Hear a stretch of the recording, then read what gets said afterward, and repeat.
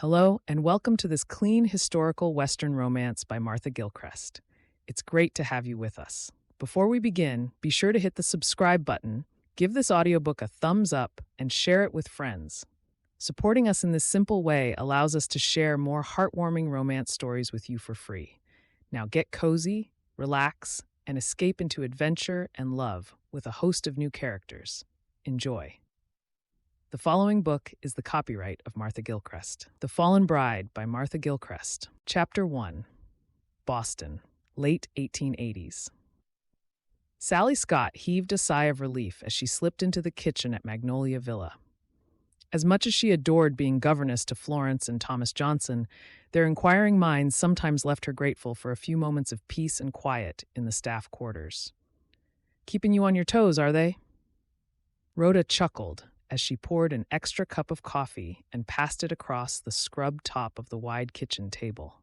Sally nodded as she took a reviving sip of her drink. "They're such bright children. It's all I can do to stay ahead of their learning. Thomas is particularly taken with natural history at the moment, and Florence is determined to learn everything about anatomy, although Mrs. Johnson was horrified when Florence said she'd like to become a nurse when she's older." "No chance of that," Rhoda replied briskly. "Folks like them have their futures all laid out. Thomas will follow in his pa's footsteps at the business, and Florence will marry well and be a lady of high society." She paused from peeling apples as she noticed Sally's expression change, looking slightly wistful. "Don't worry. You'll meet a nice young man of your own soon enough." "I doubt it, not after what happened to my family." Sally shrugged. She glanced at Rhoda, wondering how much she should share about her family's situation. When she had first started working for the Johnsons a year ago at the turn of her 20th birthday, she had been tight-lipped about her home life. But Rhoda had proved to be a kind friend, and now Sally wondered how she had ever managed without her. She listened without judgment, and Sally had never heard her say a harsh word against anyone. All Sally had told Rhoda so far was that her family had been well-to-do, but weren't any longer. "Finding a fancy man ain't something I have to worry about," Rhoda replied. Her eyes twinkled with merriment as her shoulders shook with a wheezing laugh. "Imagine me having to get all trussed up in a silk gown to go courting. I always knew I'd take over from my ma, working as the cook here once she was too old to carry on. Sometimes I think it would have been nice to have a family of my own, but it wasn't to be. And who'd have me now I'm nearing 40? She darted Sally an appraising look. "A beauty like you shouldn't give up on the idea of love, though." "It's not that I've completely given up on romance," Sally mumbled. She decided to be honest with Rhoda. The older woman had a lot of wisdom about her, and Sally figured she could trust her. "Well, why is it that you hide yourself away then?" Rhoda went straight to the point. "You work here and scurry home. Other than going to church on a Sunday, you never mention any socializing. A pretty young woman like you could have her pick of the gentlemen, but you said it could never be. What exactly happened to make you think that way?" Sally glanced at the clock. Seeing that she still had a few minutes before she would be taking her charges out for a stroll around the garden to get some enlivening fresh air. "If I tell you, you won't think badly of me, will you?" Rhoda frowned and patted Sally's hand. "Never, dearie. You're my best friend, ain't you? It's not my position to judge.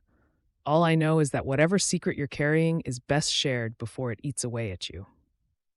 "You're right," Sally said, blowing out her cheeks with a regretful sigh. "My papa used to work at the bank," she started hesitantly. "He used to be such a jolly man. I always used to go into his study every evening and sit with him while he told me about his customers. They used to think very highly of him, you know. He and Mama would go to all the dinners the bank laid on for their best clients."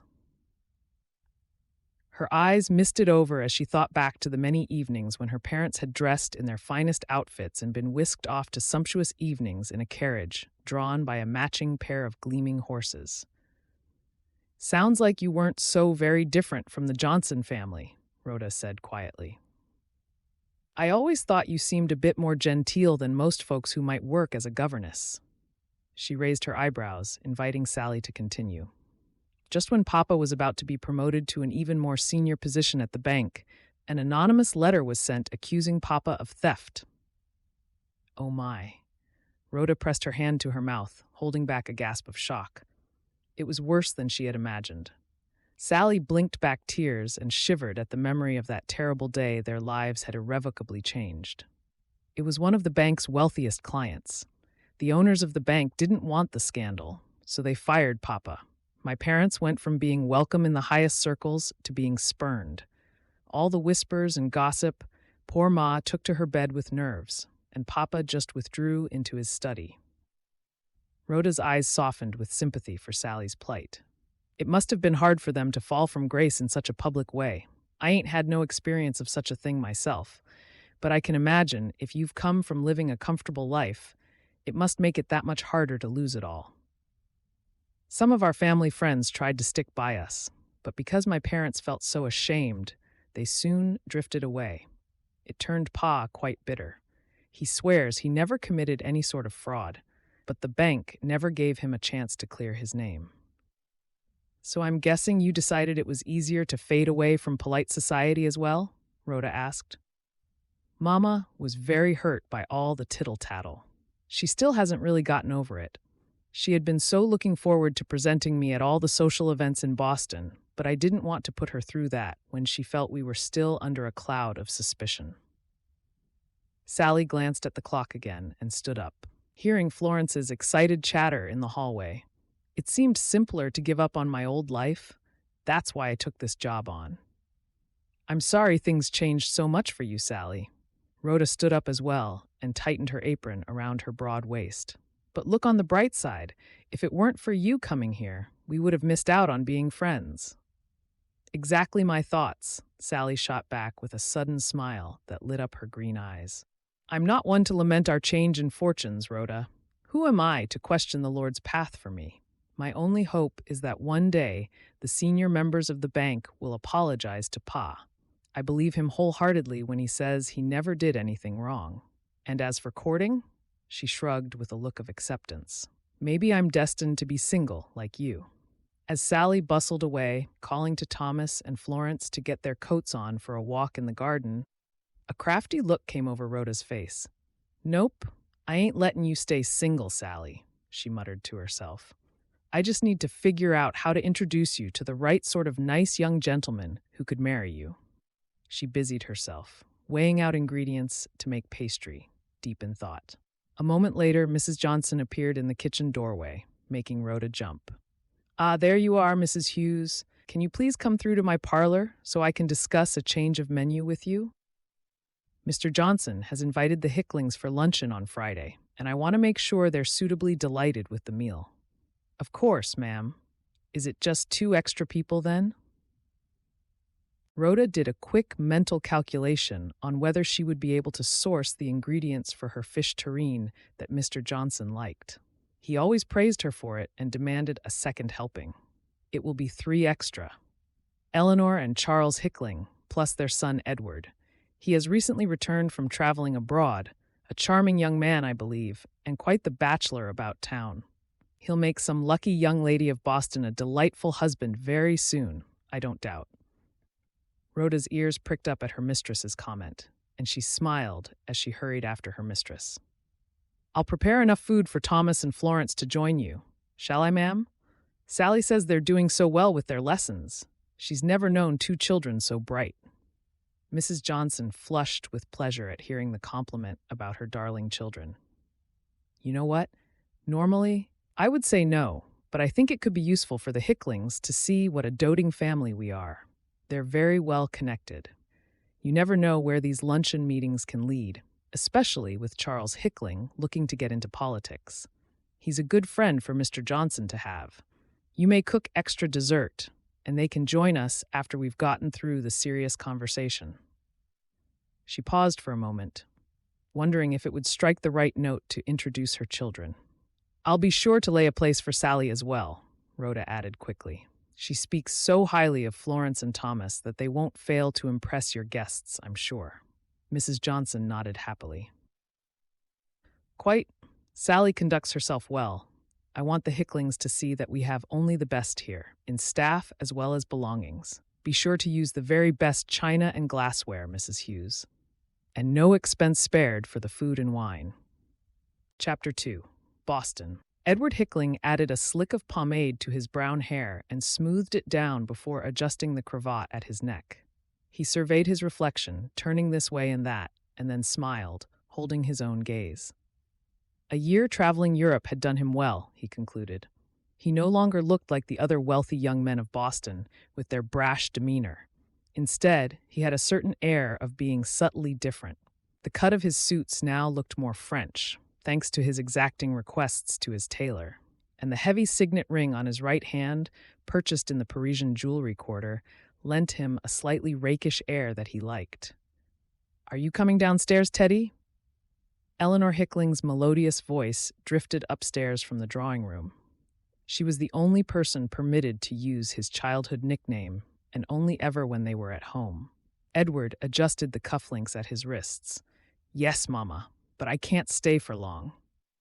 He strode along the landing, barely even registering the maid who was busy polishing the walnut sideboard, being careful not to leave a speck of dust behind.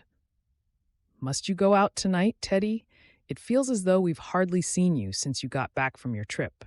Eleanor handed her son a glass of port and poured a second one for her husband, who was already sitting in the wing-back chair next to the fire, which crackled welcomingly in the hearth.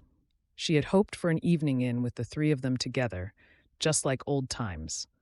But the coat Edward had thrown carelessly on the chaise longue told her he had other plans. "I need to get reacquainted with Boston society, Mama.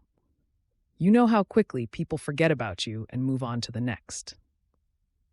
He took a sip of his port and stood with his back to the fire, looking every part as though he owned the house himself. "We need to have a chat about a few things before you go out," Charles Hickling said gruffly from his chair. "Not that we want to spoil your evening, of course," Eleanor added hastily. At one point, she had thought her son might remain in Europe, even though Charles had assured her he would be back as soon as he needed more money. She didn't want to risk driving him away again, though, and she gave her husband a worried look, which he ignored. Charles shifted in his chair, trying to get comfortable. His bones ached more with each passing winter, and this last one had been particularly bad, in spite of working fewer hours at his tea importing business. "Can it wait, Papa? I'm meeting a delightful young lady this evening, and we're going to the theater. I don't want to miss the start of the play." "No, it can't wait," Charles said firmly. He looked up at his son from under his bushy white eyebrows, wishing Eleanor hadn't spoiled him so much when he was a boy. "I've already waited 10 months. You didn't say you would be spending that long abroad when you left." "We've been through this, Papa," Edward replied with exaggerated patience. "It was an important opportunity to broaden my horizons, all of which will help me in the future, I'm sure. I made some useful business connections. Actually, I'm hoping one of them might be at the Gentlemen's Club, so I'll be calling there after the theater." Charles frowned. "I've decided it's time for me to retire. You know it's always been my dearest wish for you to take over the business from me." "But not this soon," Edward shot back, looking alarmed. "I thought I might dabble in a few business ideas of my own first." He folded his arms, glancing at his mother for support. "Your papa wasn't well last winter, dear," Eleanor said gently. "We wondered whether you might like to take up your position as head of the business sooner rather than later. You'll be very well regarded in town, thanks to all of Charles's hard work." "Yes, but what if I don't want to do it yet?" An obstinate note had slipped into Edward's voice, which made his father sigh with irritation. "I've made my mind up, Edward. It's time you picked up the reins before I work myself into an early grave." Charles could be equally as obstinate, and he shot Eleanor a look that brooked no argument. "If you insist," Edward said sulkily. He emptied his glass and stepped forward to leave. "One other thing," Charles continued. "I've been putting my financial affairs in order." Edward stopped midway to reaching for his coat and turned back to look at his father with an eager gleam in his eye. "You know I'd always take the best care of Mama. I mean, if you're not to be with us much longer, Papa," he said cautiously. He wondered whether his father's fortune was about to become his own sooner than he'd thought. Charles waved his words away. I've made sure that Eleanor will be well provided for. He took a slow sip of his port, enjoying making his son wait for a moment longer. We want to make sure the family name continues, Edward. And after making a few discreet inquiries, I'm concerned about the caliber of women who are linked to your name. They seem to have, rather, loose morals, shall we say. I'm not sure that's any of your business, Papa. Edward flushed with annoyance. The conversation was not going as he'd hoped. It is my business when everything I've worked my whole life for is at stake, Charles snapped. I have decided that unless you marry someone more fitting, who will bear you a son as soon as possible, you shall be written out of my will. Charles! Eleanor gasped and darted to Edward's side, patting his arm reassuringly. What? He replied. You said yourself, it's time Edward settled down. He's almost 28, for goodness sake. I was already building the business at his age, not gadding about in Europe with a different woman on my arm every night of the week. Charles turned to look into the fire to indicate the conversation was over. It would be lovely to see you married to a nice young lady, Eleanor said, giving Edward a hopeful look. Wouldn't you like to be settled down now, Teddy dear, with a family of your own? She helped him into his coat and followed him down the hallway. We just want the best for you. Of course, Mama. I shall do exactly what Papa wants. Never fear. Edward bit back his annoyance and smiled at his mother. With his inheritance at stake, he decided instantly that he would do his utmost to find an impressionable young lady who would jump at the chance of marrying him. You'll see me happily married and providing a son and heir in no time, he added, giving her a peck on the cheek. Just make sure Papa knows I'm doing his bidding. I know you wouldn't want me to end up with nothing, living like a pauper, Mama. Eleanor waved him off happily, glad that he had agreed to everything so readily. Charles's threat had surprised even her, but she couldn't help but feel a ripple of excitement at the thought of having children in the house again very soon. She just hoped her wayward son would choose the right sort of bride, someone who would fit their family perfectly. Edward hurried out to his waiting carriage and settled back in the seat, thinking about this unwelcome news. His father was correct in one thing. The women he favored were not the marrying kind. But then, with a wolfish grin in the darkness, he reminded himself that he was handsome and soon to have the family business under his care. He would make a good catch, and provided he chose carefully, he wouldn't even need to curtail his extravagant social life. He would just have to be more discreet. Chapter 3. Boston. Sally closed her eyes for a moment, scarcely able to believe where she was. She opened them again and smiled. It was all true, not a figment of her imagination. She was in the arms of a handsome man being whisked around the dance floor of one of the grandest buildings in Boston to the lively strains of a waltz. Am I boring you? Edward asked with a lift of one eyebrow. Oh no, never, Sally murmured. I was just thinking how much my life has changed in the last 3 months. I keep thinking I should pinch myself, but when I feel your arms holding me, I know I'm not dreaming. Her heart pattered under her silk gown as she noticed envious glances from several women who were standing at the edge of the dance floor. It was a fortunate day indeed when Lavinia Johnson invited my parents and me to dine with them for luncheon, Edward replied. The waltz came to an end, and he guided Sally to the long table at the end of the room for a cup of fruit punch. I must confess, I was very surprised Mrs. Johnson allowed the children to join the meal for dessert. It's not something she usually does, Sally reminisced. She tucked her hand into the crook of Edward's arm, blushing at the memory of the attention this handsome man had given her when she'd least expected it. She was just a lowly governess, yet Edward had showered her with compliments, and the following day a note had arrived at her house from him, saying how much he had enjoyed her company. There's something I've been meaning to ask you, Sally. Edward steered her through the doors out onto the veranda, which overlooked a formal garden with a large fountain at the center of an immaculate lawn. I hope you won't consider me too forward, but do you want to have a family? We've never really talked about the future. He sighed wistfully and gave her a sidelong glance. Sally blushed a fiery red again, wondering where the conversation was going. "Why, yes," she stuttered. "I enjoy looking after Florence and Thomas very much, but I always imagined I would have my own family one day. I only ask because it's important to me, too," Edward murmured. He pulled Sally closer and smiled. "Shall we go back inside? I don't want you to catch a chill." After several more dances, Sally felt as though she was the happiest she had been in a long while. This was the first public event Edward had invited her to, and although she felt nervous, he could not have been more attentive if he'd tried. In spite of her initial shock that Edward Hickling, one of the most sought-after bachelors in Boston, seemed to be courting her, she had quickly grown to look forward to his regular visits, and her parents had taken to him as well, much to her relief. But the best thing was that he seemed to be unaware of her family's fall from grace, or if he knew anything about it, he was too thoughtful to mention it, which only endeared him more to her heart.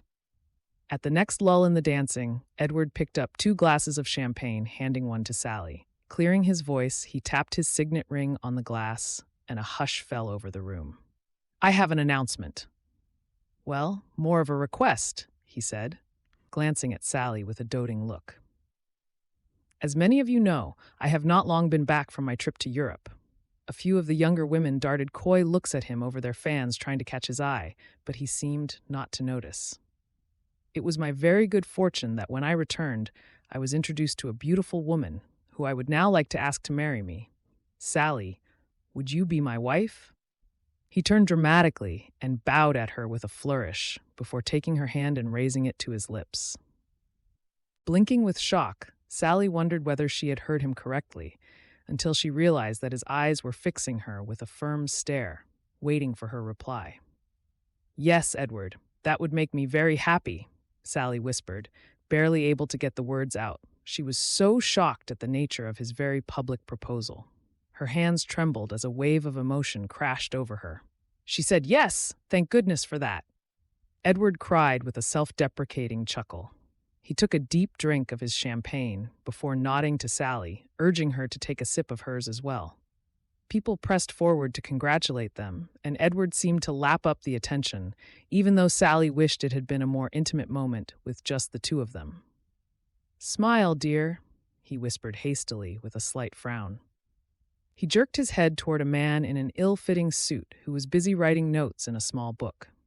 "Our engagement will be reported in the society pages of the Boston Times. We don't want them to think you're anything other than delighted, do we?" His words were said lightly, and Sally giggled nervously, not used to so much attention. The rest of the evening passed in a blur.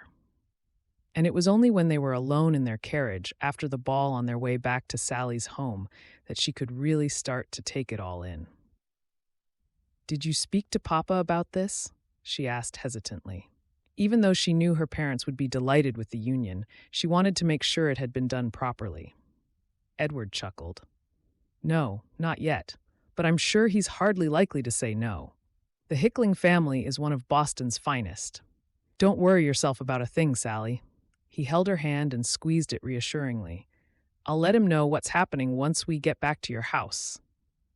Sally nodded, feeling suddenly exhausted from the eventful evening. She stifled a small yawn. "I wonder what Mrs. Johnson will say." "Yes, I think it would be best if you continue to work for a while," Edward said hastily. "I know how much you enjoy your job as a governess.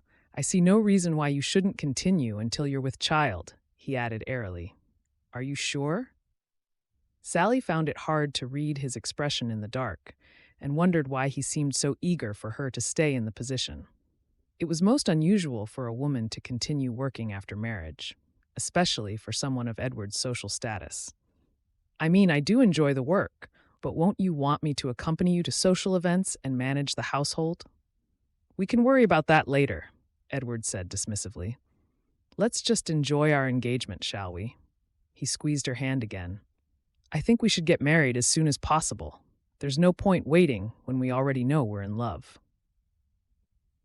As the moon rose over the rooftops of Boston, Sally gave him a smile in the darkness. She had gone from being convinced she was doomed to lead the quiet life of a spinster to being about to get married to one of the town's most eligible bachelors within what felt like the blink of an eye. She wasn't sure what she'd done to deserve such a turnaround in her fortunes, but she was so delighted by it that all she could do was send a silent prayer of thanks to the Lord and marvel at how much things had changed. Perhaps this will be the start of Papa's return to favor as well, she pondered to herself. If anyone could persuade Boston's wealthy elite that her darling Pa had done nothing wrong, it must surely be Edward, who was so well connected.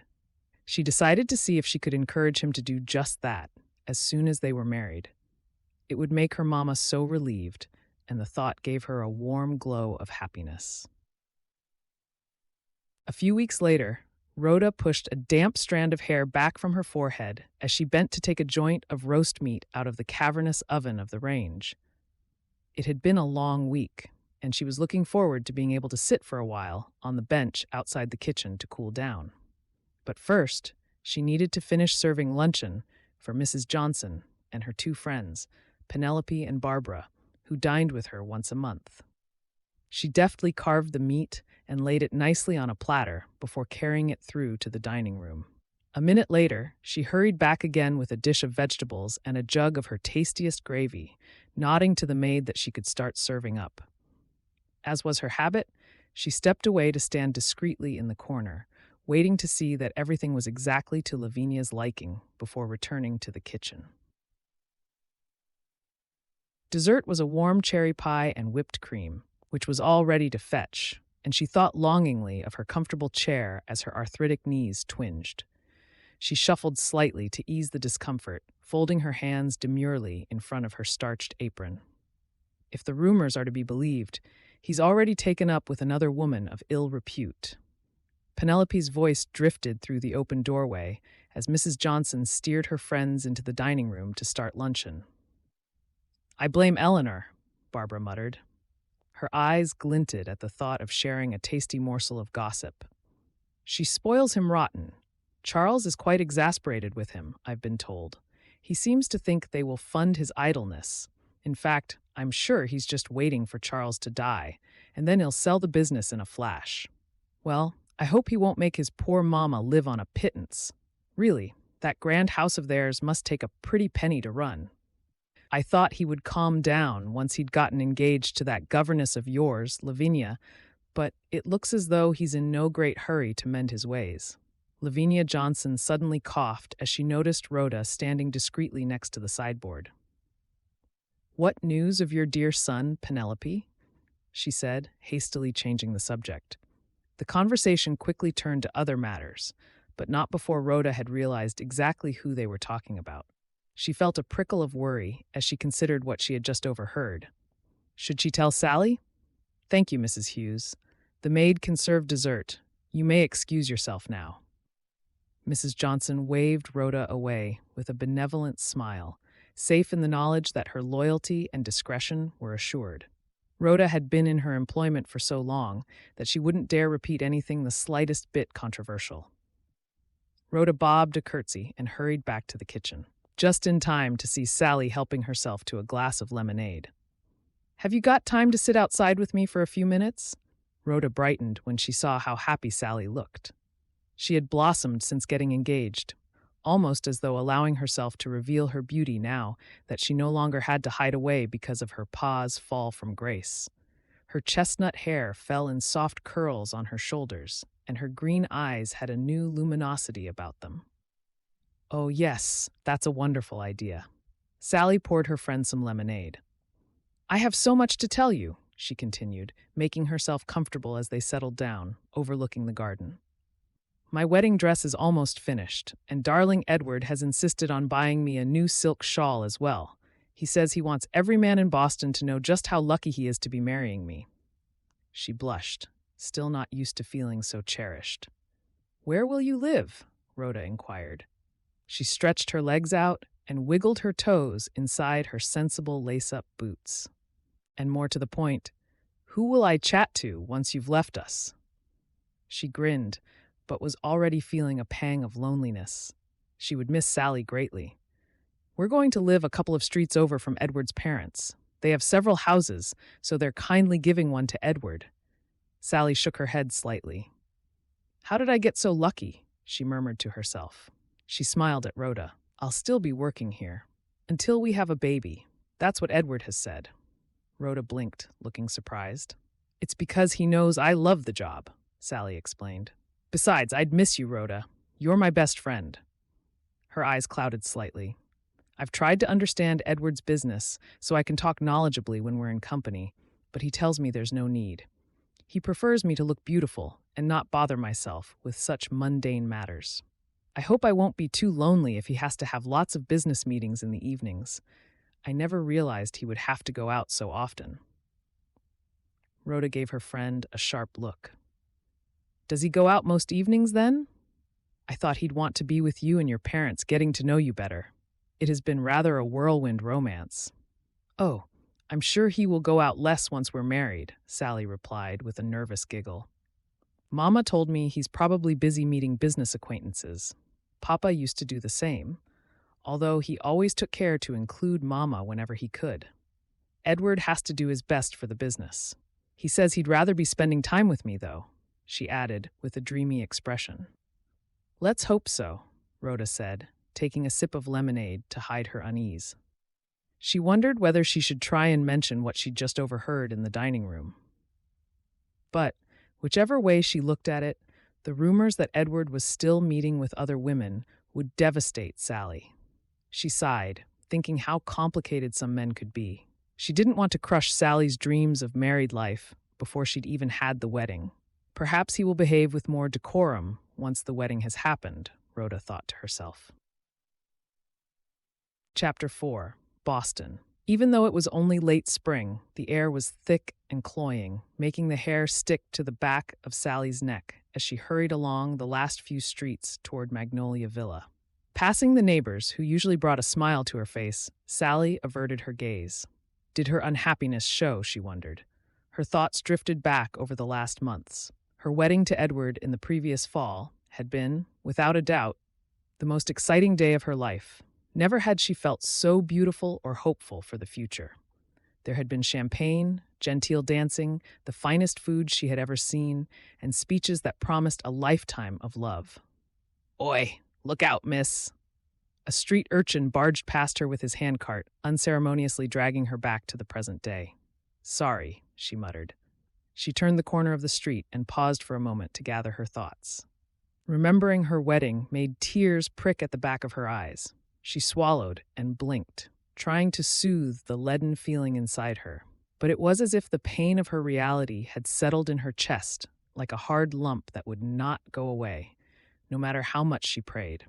The sad truth was that Edward was not the kind, thoughtful man he had worked so hard to portray himself as during their engagement. The man she had fallen head over heels in love with had turned out to be nothing more than a mirage. Pushing herself forward, she climbed wearily up the steps and let herself into the kitchen, rearranging her face carefully into a ready smile as she saw Rhoda look up from where she was stirring a pan of porridge on the range.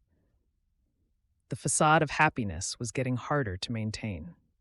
But Sally was determined to make the best of things because she was afraid that if she admitted things weren't going well, she might start crying and never be able to stop.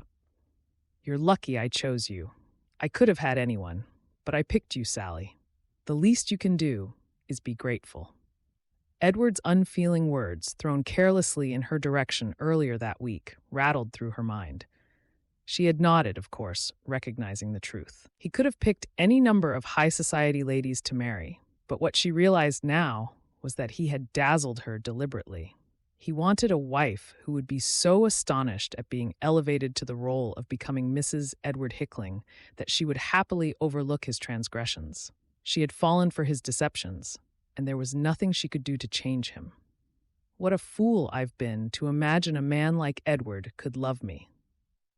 The harsh thoughts that Sally tortured herself with every day slid into her mind again, even while she was pretending to her friends and family that she was enjoying married life. Are you all right, dearie? You're looking a bit pale. Rhoda paused her stirring, giving Sally a searching look. Of course, I'm fine, Sally replied brightly. It's just this strange weather is all. I think we need a good storm to clear the air. You've got time for a cup of tea. I ain't heard the children yet, Rhoda replied, letting the matter drop. She put some tea leaves in the pot and poured water over them, but Sally shook her head. "I'll just have water. I don't feel like tea today." Sally was grateful for Rhoda not pressing her. She gulped the water down and then bustled off, losing herself in thoughts of what to teach Florence and Thomas that day, not noticing Rhoda's worried expression as she watched her leave.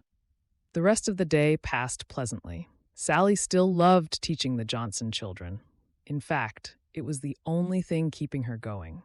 She was starting to suspect that Edward had encouraged her to continue working just to get her out of the house, so he wouldn't have to spend any more time than necessary in her company.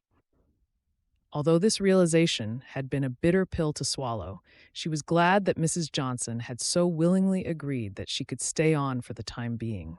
All too soon, it was evening time again, and Sally walked back home again. "Good evening, Edward. How was your day at work?" She hurried through to his study with the measure of whiskey he liked to have at 5 o'clock on the dot, placing it carefully on the edge of his desk next to the stack of important-looking documents he had been reading. She stood with her hands folded in front of her, with an attentive expression, just how he liked. Interested, but not too inquisitive. Edward groaned and rolled his eyes. "It could have been better.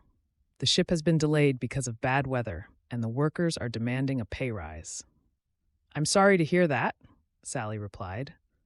"I guess it would be good to give the workers a small raise, though. Rhoda tells me the price of goods has risen so much lately that she had to ask Mrs. Johnson to increase the housekeeping allowance." "Uh-huh." Edward threw the whiskey down his throat, looking at her impassively over the top of his glass. "So you're an expert in economics and employee relations now, are you, Sally?" "Oh, I just meant..." Sally's words petered out. She had broken one of his many rules, she realized too late. "I didn't mean to speak out of turn," she added quietly. Edward scowled at her regardless. "Didn't I tell you that a good wife should listen but not be so ready with her own opinions, especially to do with the business?" Sally nodded. "Shall I serve dinner shortly? I've made your favorite beef stew and vegetables." She smiled prettily, hoping that just this once he would agree and they could have an evening together reading by the fire. She still clung to her dreams of how she imagined a happy marriage would be. "You work so hard, Edward. Maybe a quiet night in is just what you need after your stressful day." "A quiet night in?" Edward's words were laced with sarcasm as he repeated what she'd said. "What a dull prospect, Sally. I have other plans. A business acquaintance is in Boston this week, so I shall be out most evenings, I expect." He jumped up, suddenly looking more invigorated. "Don't wait up for me. I expect we'll go to the gentlemen's club. You know how these things go." "Yes, Edward. Have a nice time." Sally smiled and nodded, even though she didn't want to. As he turned to leave, she hurried after him. "Could we spend more time together next week instead?" The words came tumbling out before she could stop them. "I get so lonesome here by myself every evening, Edward. Can't we go back to how things were when we were courting? You said you liked quiet nights by the fire. Mama and Papa get so much pleasure from each other's company. I thought we'd be the same." "I did say that, didn't I?" Edward replied with a curl of his lip. "I guess my tastes have changed, Sally. You won't have time to be lonesome as soon as we have children." His gaze lingered on her waist, but his expression was one of distaste rather than love. He wrinkled his nose slightly. "Maybe I'll be home earlier than I thought after all. I thought you would have been with child by now, but even that seems to have turned out to be a disappointment as well." With that, he picked up his hat and silver-topped cane and breezed out of the house, slamming the door behind him. Sally returned to the kitchen and sat forlornly at the table. The ticking of the clock on the mantel-shelf echoed in the silence, underlining just how empty the house was. She thought longingly of her parents' house. She hadn't always seen eye to eye with her parents, but in hindsight, she had valued their company, sitting quietly in the parlor most evenings sewing with her mama. Even the company of a housemaid bustling around would have been better than these long, lonely evenings rattling around the house by herself. Things will get better once we have children, she told herself, holding on to that thought. She had always felt maternal, knowing that she wanted a large, lively family. She closed her eyes for a moment, imagining the joyful sound of children running up and down the stairs and the weight of a baby in her arms, its dark eyes looking up at her unblinkingly. Her heart filled with love at the image, and Sally found herself smiling in spite of everything. Edward just needs me to bear him a son, and everything will change. She pressed her hands together and took a deep breath. "Dear Heavenly Father," she whispered, "please bless us with a child soon. And in your grace, please show Edward how wonderful married life can be. Amen." Feeling happier than she had in a while, Sally decided she just had to be patient. She would try harder to be what he wanted, a meek wife who didn't ask awkward questions or demand too much of his time. In return, she would give him the children he wanted, and God willing, they would find a way to grow closer. She let her mind drift, imagining strong arms around her and a manly gaze that looked into her eyes with nothing but the deepest love. It felt so tantalizingly romantic that it almost made her dizzy. But when she tried to picture the face of this man she dreamt of, her mind went stubbornly blank, and it certainly wasn't Edward. Chapter 5. Boston. Sally rolled over in her bed and lay flat on her back. She could just about make out the gilded frames of the pictures that decorated the walls in the weak dawn light. Her hands rested lightly on her stomach, and she pressed her lips tightly together to stifle the sob that threatened to erupt. Instead, tears rolled silently down her cheeks, dampening the fan of her brown hair on the feather pillow. I should be so happy, and yet, the same thought, which had wound its way through her mind every day for the last 2 weeks, returned again. She was with child. And even though she was still somewhat naive to such matters, a few discreet inquiries had made her realize with a shock that she was about midway through her pregnancy. She had thought the changes in her body were from worrying about Edward's sudden change in attitude toward her since their wedding. But now the gentle swell of her belly under her hands told her it wasn't the case. For a few days, she had felt deliriously happy, hugging the secret tightly to herself, wondering when to tell Edward the good news. She thought back to that fateful night the previous week that she had decided would be the ideal time, and fresh tears rolled down her cheeks. She had put on her blue gown, the one that Edward had told her he adored seeing her in when they had been courting. Then she had left Magnolia Villa early to spend the afternoon cooking one of his favorite meals, roast pheasant, to be followed by apple pie and cream. The clock had ticked on. 5, 6, 7, midnight. Sally had thrown the spoiled food away, telling herself to be patient. He would be home any minute. Eventually, as the grandfather clock had chimed 1 o'clock in the morning, he had stumbled up the steps, lurching into the house. Sally had rushed to his side and then recoiled as she saw the smears of rouge on his shirt collar and smelt the cloud of perfume that clung to his clothes. "Are you seeing another woman?" she had demanded, without thinking. Edward had thrown back his head, laughing loudly. "Another woman? Not just one," he had slurred. "Did you honestly believe I would be faithful to you, dear timid little Sally?" He had staggered forward, throwing his arm around her shoulder in a comradely fashion with an inane grin on his face. "You're just here to keep Papa happy," he continued, blinking blearily at her. "Surely you realize that?" Sally had gasped with shock, still not understanding what he meant. Her hopes for the future had withered in her heart at that moment, and it felt like a punch in the gut as her dreams turned to dust. But why did you deceive me?" "Because it was so easy," Edward had replied, shaking his head with amusement. "Papa has demanded an heir for the family name to continue. You have a child, and I get the business and my inheritance." He had hiccuped gently.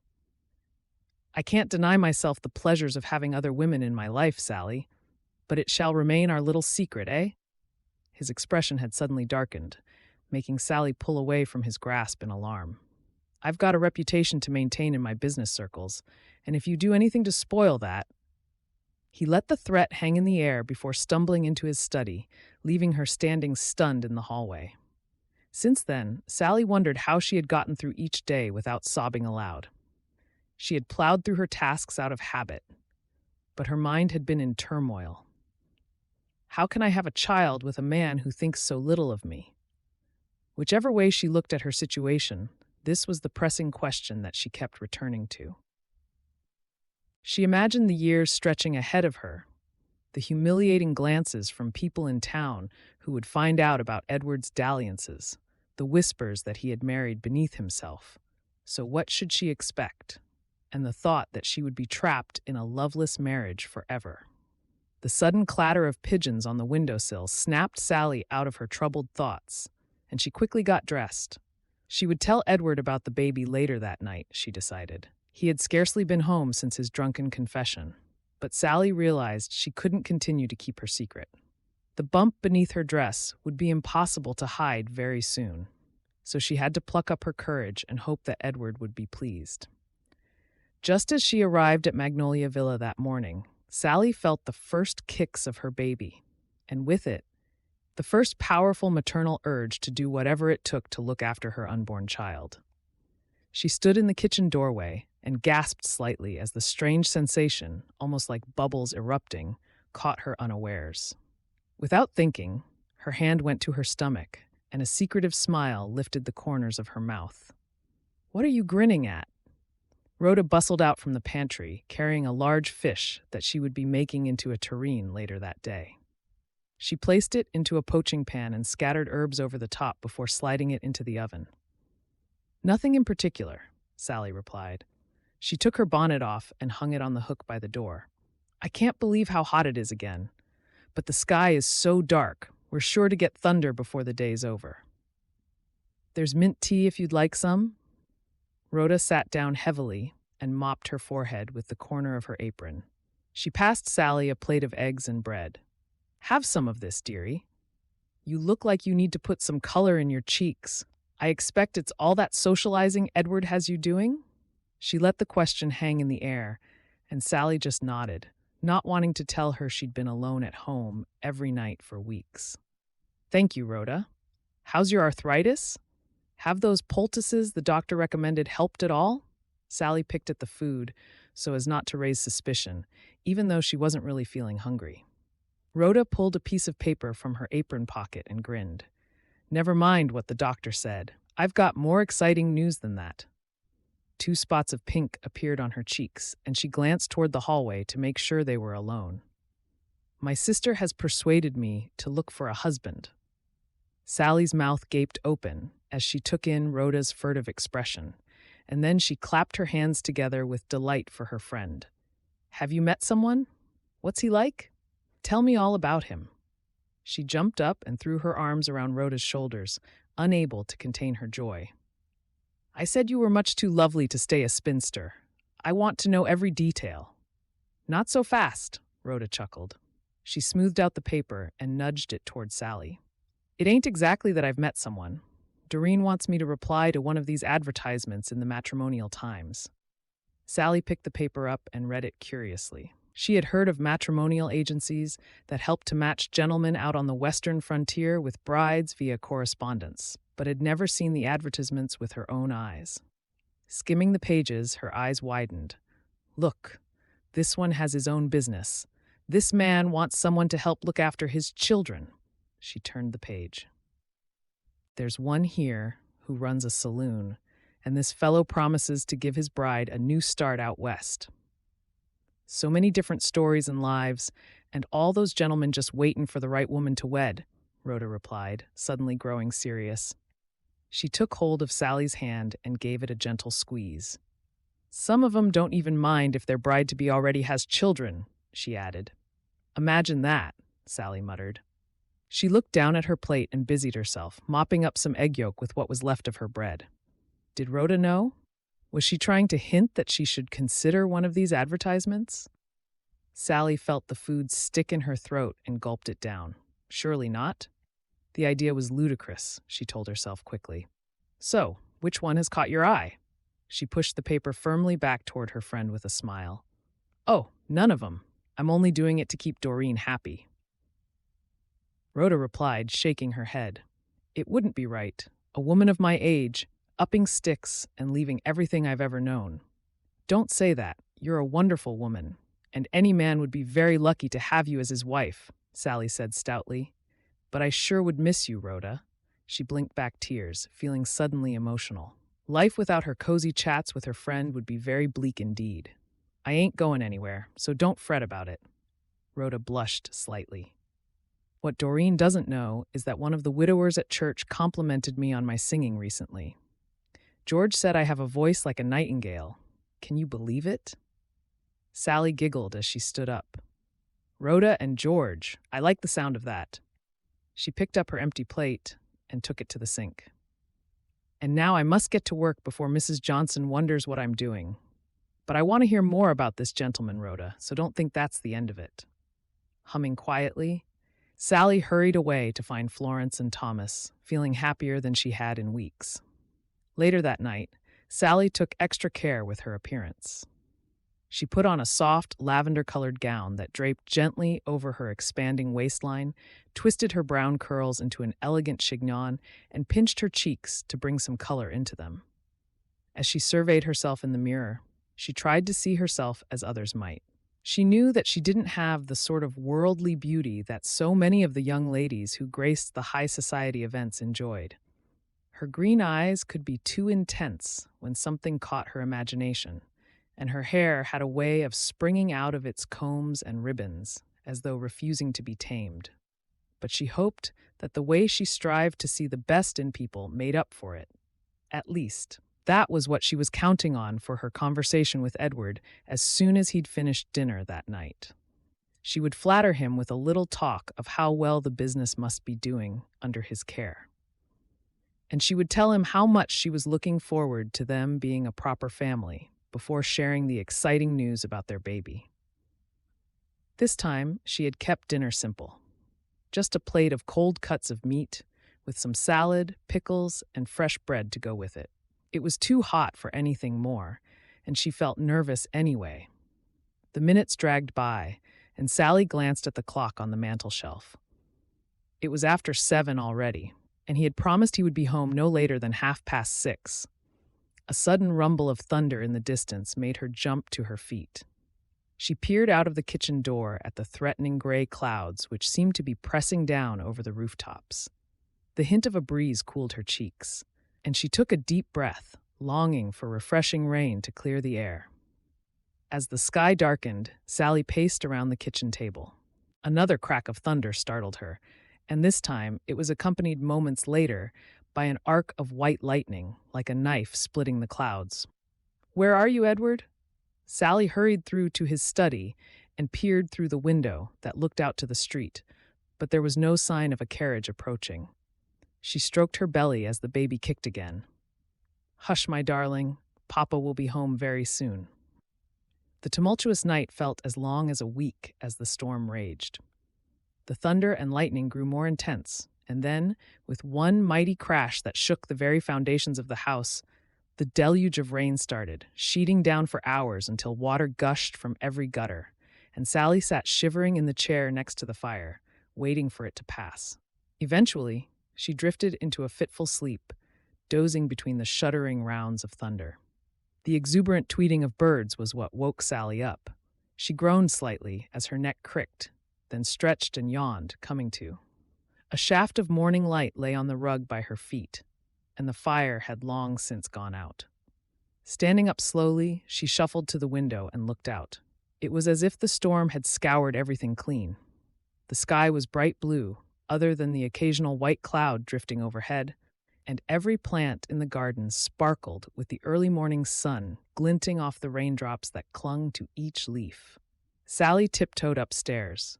Clearly, she hadn't heard Edward get home, and she wondered whether she should wake him. Glancing at the clock, she was surprised to see that it was already nearly 8 o'clock. Edward would normally be on his second cup of coffee by then, which he would sip as he read the newspaper. She tapped lightly on the door of his bedroom, where he always slept alone after a night out. There was no reply. Knocking a bit harder, Sally strained to hear any sounds that would indicate he was getting up, but again, the house seemed even more silent than usual. Taking a deep breath, she opened the door a crack and peeked in. The bed covers were smooth, and the drapes were still wide open. The room was empty, and the bed hadn't been slept in. She crept back down the stairs again, feeling the first ripple of unease. No matter how late he stayed out or how much he'd had to drink, Edward always came home. It must have been the storm, that's all, she told herself. Feeling a wave of relief at this obvious explanation, Sally bustled through to the kitchen. She would make porridge and coffee anyway, in readiness for his return. He would want a fresh shirt before going to work, and would no doubt expect her to have prepared breakfast as well. As she poured a measure of oats into the saucepan, suddenly there was a sharp knock at the door. Smoothing her apron down, Sally squared her shoulders and walked down the hallway. If Edward had lost his key, she would remain calm. If he was still drunk, she would give him coffee and wait for him to sober up. She was determined to tell him about his baby, even if it made him late for work. "Good morning, dear." The words came from Sally's mouth automatically as she swung the door open. "Oh, are you Mrs. Hickling, ma'am?" The constable lifted his hat politely, looking slightly disconcerted by her mistake. "Yes, I am." Sally peered past him at the carriage in the street, waiting for Edward to step down. "Is Edward with you?" She smiled at the constable, who scarcely looked old enough to be in the job. "Such a terrible storm last night. I expect Edward stayed at the gentlemen's club." Sally realized she was gabbling, but couldn't stop herself. If he'd stayed at the club, why was the constable on her doorstep looking as though he had bad news to deliver? "Do you have anyone at home with you, Mrs. Hickling? A friend, perhaps? Or your ma?" The constable followed Sally into the hallway and closed the door. "I'm afraid I have news about Mr. Hickling." He gulped nervously and ran a finger around his collar. Sally noticed that his cuffs were slightly frayed and wondered why someone hadn't mended them. She would have done if she'd been his wife. "Go on," she whispered. "Mr. Hickling's body was pulled from the river this morning, ma'am. It appears he was with a certain Miss Huxtable last night, and her fiancé returned unexpectedly. Neighbors reported that there was a fight and that your husband appeared rather inebriated. We can only assume that in the darkness, he lost his footing on his way home and fell into the river." Sally gasped, and black spots danced in her vision as she groped blindly behind herself and sank into the nearest chair. "Are you sure?" She peered past him again, as though willing Edward to suddenly come striding into the room. I have good news for him. He can't be gone." "Would you like me to fetch someone to be with you, ma'am?" The constable shuffled his feet, wondering how to support this woman in her time of need, and wishing that his boss hadn't picked today to need a tooth removed. "You could probably use some company. Until we get more news about his body." "No, I'm used to being alone," Sally replied quietly. She gave him a weak smile. "Thank you, constable. You've been very kind not to keep me wondering.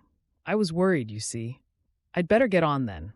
The constable rammed his hat back on and beat a hasty retreat. "Yes, I'm used to being alone," Sally whispered again. As the door banged shut and she heard the horse clopping away on the cobbles, the silence of the house enveloped her again. She rested her hand on her belly as the first tears began to fall. "I'm not alone. I'm widowed with a child on the way." The sudden realization of her plight made her gasp with shock. What will I do now? Chapter 6. Pine Tree Lake, Oregon. Blake Colton reined his horse to a halt on the brow of the hill. The view of his property from this spot had always been his favorite, and even though time was getting on, he allowed himself this moment to appreciate his good fortune. The horse munched a mouthful of juicy spring grass as Blake tilted his hat to the back of his head and let his gaze wander over the sight in front of him. The apple trees were just coming into blossom, and they looked like a sea of pink and white froth that never failed to make him smile. "Howdy, Blake. Looking good, ain't they?" His moment of introspection was interrupted by the sound of Walter's voice, and he nodded a greeting at his ranch hand. "We're lucky there was no late frost this year. I reckon we'll be in for a bumper harvest as long as everything else goes okay." "Lord willing," Walter said. He stuck his hands in his pockets and shook his head. "I only wish your pa could have lived long enough to see how well you've done." "I was just continuing all his hard work," Blake said modestly. The apple orchards had been a risky business to pursue, but it had been his father's passion. Over many years, he had carefully transported grafted fruit trees out west on the Oregon Trail, planting and nurturing them here at Hope Ranch with his own bare hands. Their neighbors had said he was crazy and wondered why he didn't stick with just cattle ranching like the rest of them. But now Blake presided over one of the best orchards in the district, and it filled him with pride that he was following in his pa's footsteps to continue growing the business. "I'm gonna head back now and feed the cattle. Don't be late back, or Maud will tell us both off." Blake winked as he picked up his reins again. Maud was Walter's wife, and the two of them had worked at the ranch since before he'd been born. In many ways, they felt almost like parents to him, since his own had died when he was barely 18. As his horse loped back along the track toward the homestead, Blake's thoughts drifted to his family. This time of year was always bittersweet.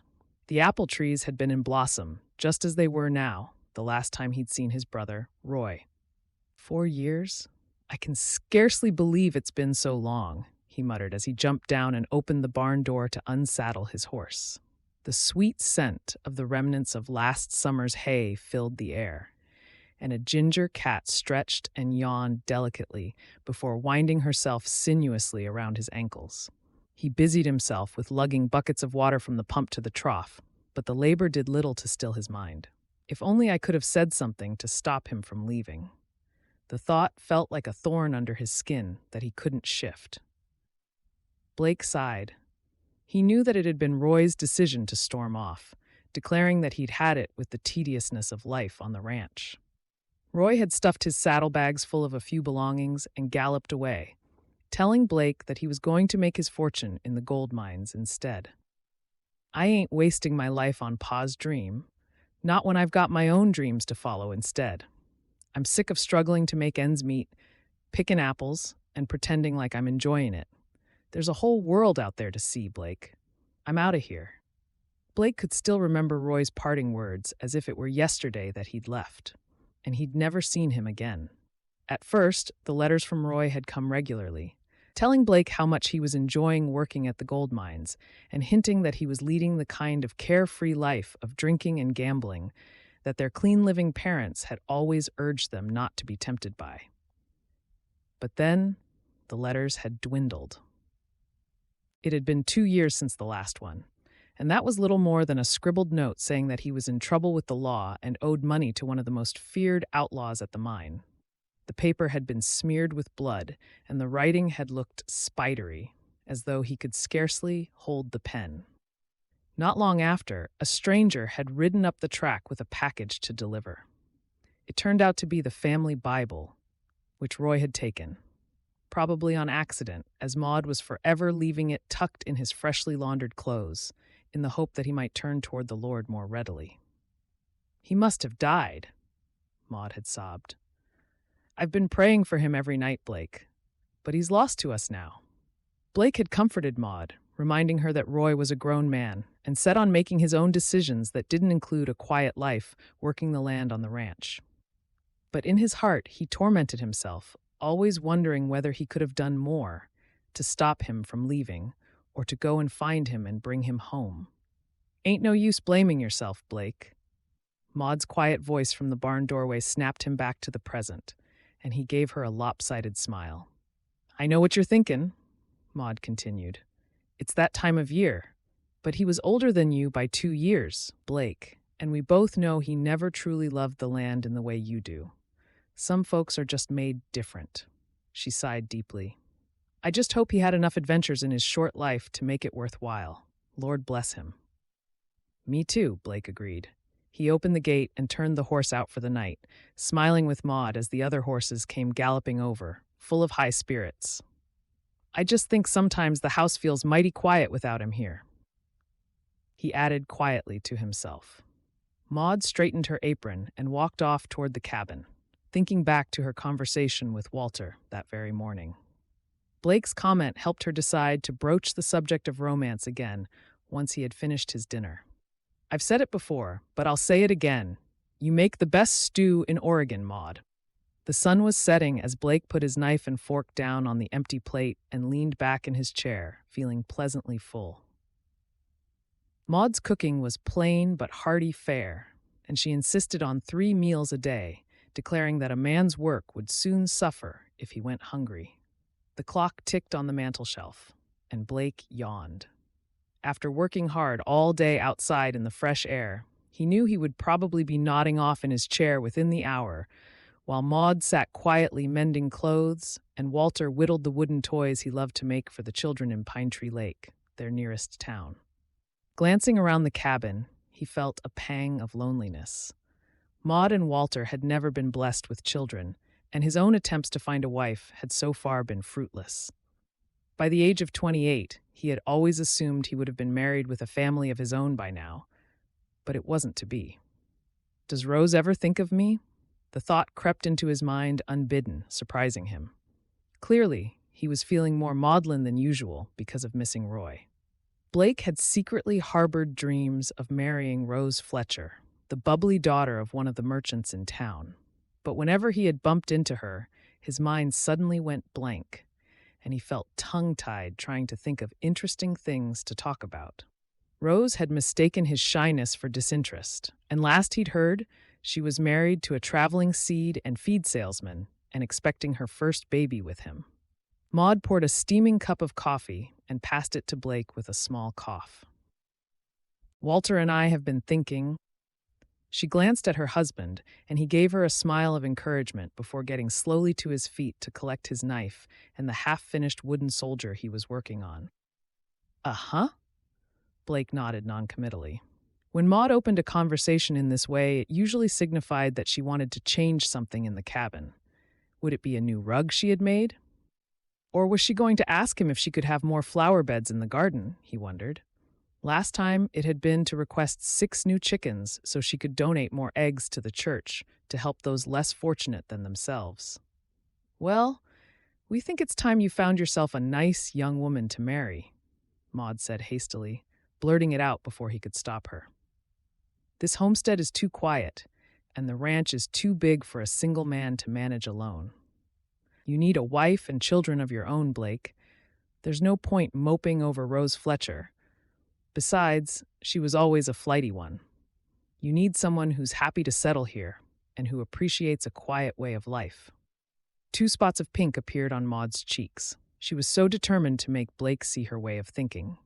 Blake blew out his cheeks with a deep sigh, saying nothing for a moment. He wanted to pick the right words because he knew Maud and Walter only had his best interests at heart.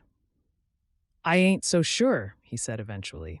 It's not that I haven't considered it, but, taking a sip of his coffee, his mind drifted back to several fruitless attempts he had made to find a woman who might be suitable to start courting. The few single ladies there were in town seemed more interested in the miners and cowboys who spoke loudly about their adventurous lifestyles and flirted unashamedly. He wasn't like that. He wanted to get to know a woman slowly and respectfully. Maud smiled, pleased that he hadn't dismissed her idea out of hand.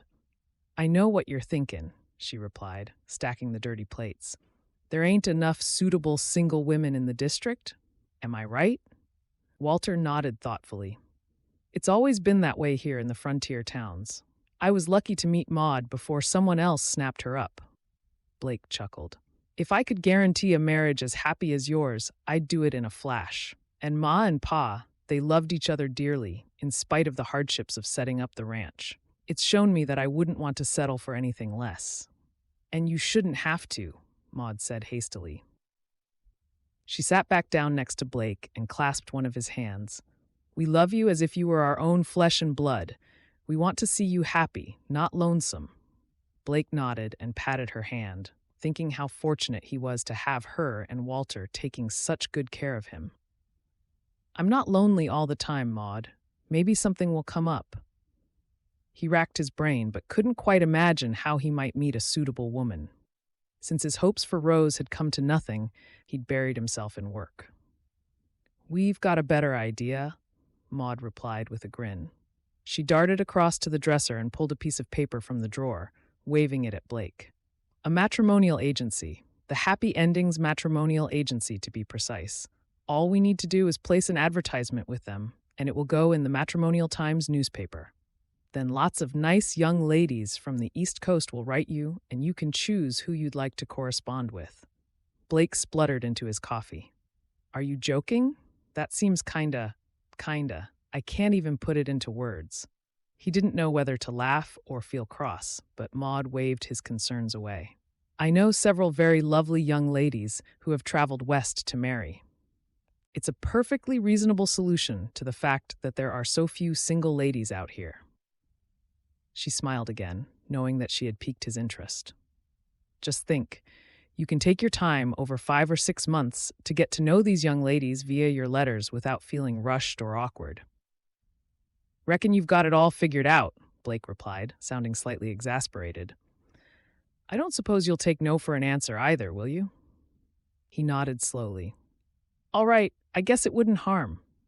You won't regret it, Blake, Maud cried excitedly. I'm so happy I could cry. She dabbed the corner of her eyes with her apron and then bustled over to the bureau, bringing a pen and paper back with her. How about I help you write the advertisement right now while it's fresh in our minds? Blake chuckled and shook his head, knowing when he was beaten. You're right, Maud. It's time this place had a young family in it again. But let me write the thing myself, will you? I don't want to come across as someone I'm not. If this is going to work, I need to tell these young ladies just what kind of life this is. Chapter 7, Boston. The wind blew through the trees in the churchyard with a mournful sound that matched Sally's mood. She had hoped for good weather for Edward's funeral, but the low gray cloud and persistent drizzle lent a mournful air to what was already a sad day. Eleanor and Charles had insisted on having the coffin at their house, and Sally's eyes felt gritty from days of holding her tears back as she had stood in the background, behind Eleanor, accepting condolences from the stream of visitors who had come to pay their respects. Now, there were just a handful of people with them at the graveside, and Sally stifled a sob in her handkerchief as the coffin was lowered into the ground. She mourned the man she thought Edward had been, confident and attentive, thinking that even though he had changed as soon as they were married, there must have been a part of him that was the kind man she'd fallen in love with. It seemed as though it was over in minutes, and as the dirt clattered on the lid of Edward's coffin, it felt like a door firmly closing on Sally's hopes and dreams for a long and happy marriage. You'll join us for some refreshments, will you? Charles leaned heavily on his cane as they walked slowly to the awaiting carriages. Thank you. That would be nice.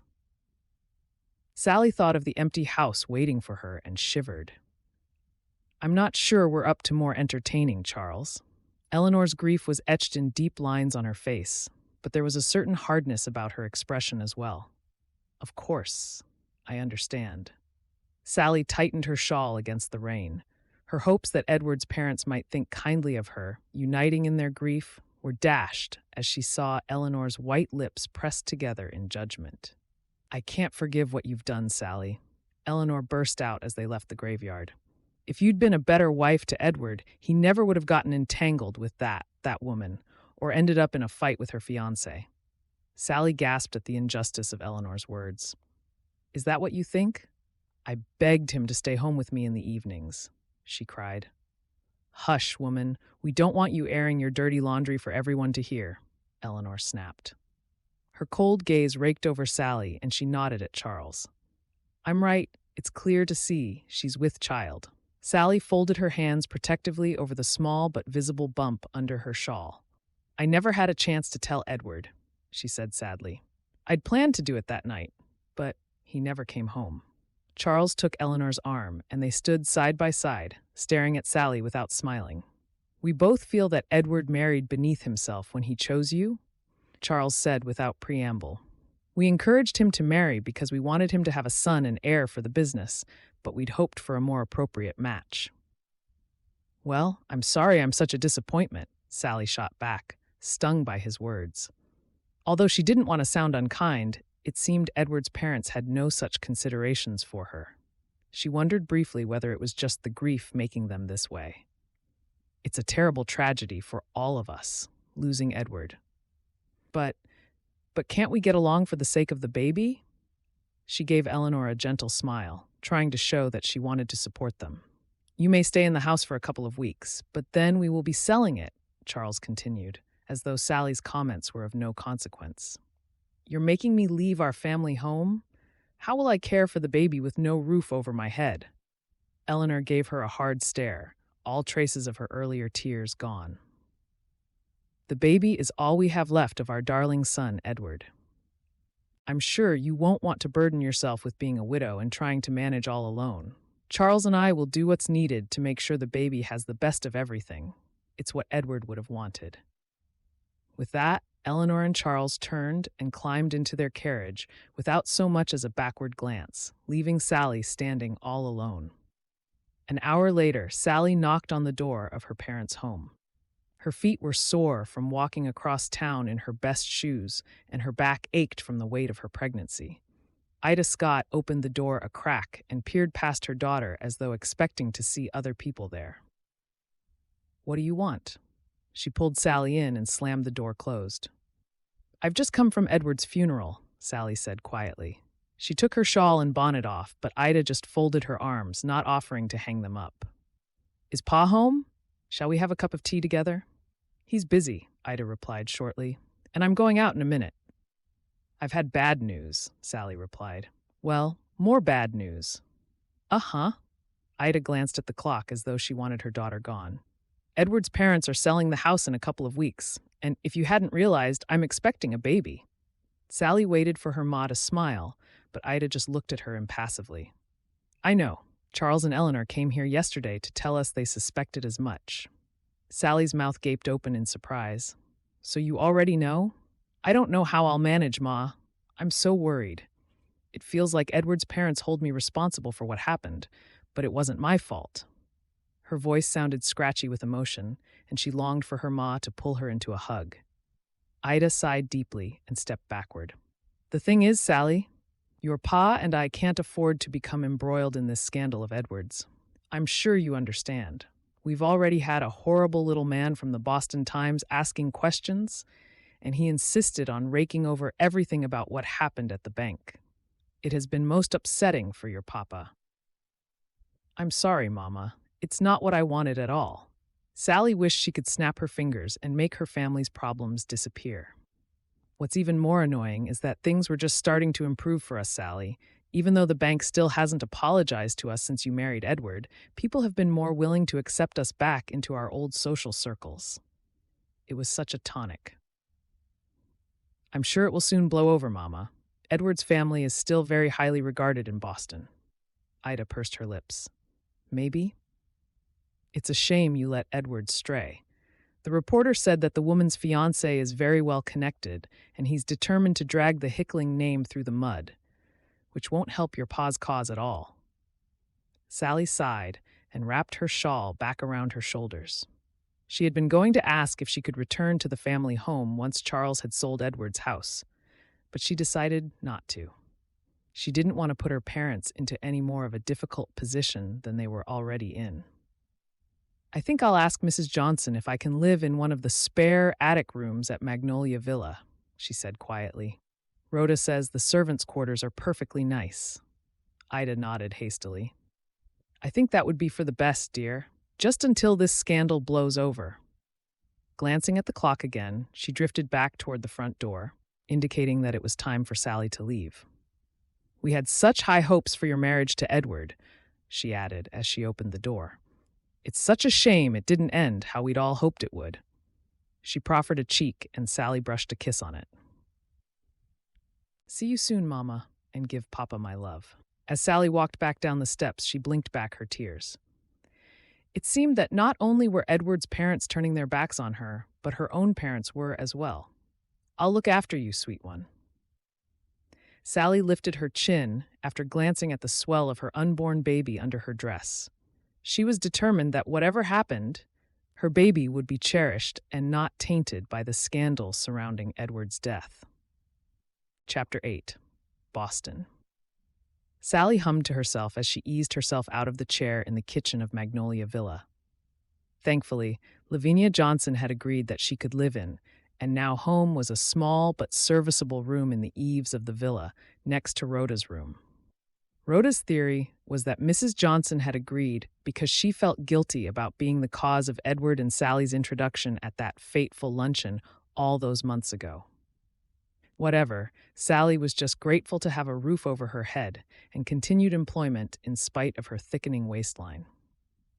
Although what would happen once it came closer to when the baby would be born, She still had no idea. "I hope you're not overdoing it?" Rhoda bustled in with a tray of silver cutlery that needed to be cleaned. "With Florence and Thomas staying at their aunt's for a few days, you should be taking it easy. Things will get busy again soon enough." Sally rolled her eyes. "I don't need to be treated with kid gloves, Rhoda. I've tidied all the books in the study, and now I'm at a loose end. How about I do this for you? I'm sure it must be nearly time for you to start preparing the food for dinner. Anyway, you're a fine one to talk about taking it easy," she added with a grin. "But I ain't expecting a baby, am I?"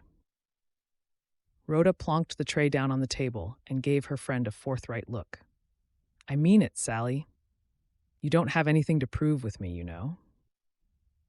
"You're a very dear friend," Sally said softly. Her eyes filled with sudden tears, and she sniffed. "I've got to confess, I'm worried about the future. Until the baby is born, it's almost as if I can put it to the back of my mind, as if it's not quite real. But what will happen when the baby arrives?" She sniffed again and dabbed a handkerchief at her eyes. "Mrs. Johnson told me I can't stay here right up until the birth, and I can understand her position. The last thing I want is to cause a scandal at Magnolia Villa. They've been so kind to me, it wouldn't be right." Rhoda scratched her head, looking thoughtful. "Your parents still won't have you back?" "Well, I daren't ask," Sally said reluctantly. "I bumped into Papa the other day when I was walking back from the park with Florence. He was happy to see me, but even happier that he and Mama are being invited to some social events again.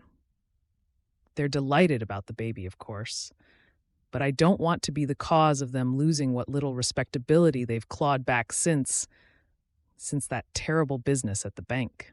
She sighed as she started polishing the spoons, buffing them to a shine. "We'll think of something," Rhoda replied firmly. She sat down next to Sally at the table with a mound of vegetables that needed preparing, peeling, and chopping them up, ready for making a roast dinner. The clock ticked comfortingly on the mantelshelf as their conversation drifted to less contentious matters. The way Rhoda always did her best to cheer her up wasn't lost on Sally, and she thanked her lucky stars that fate had brought her such a good and kind friend.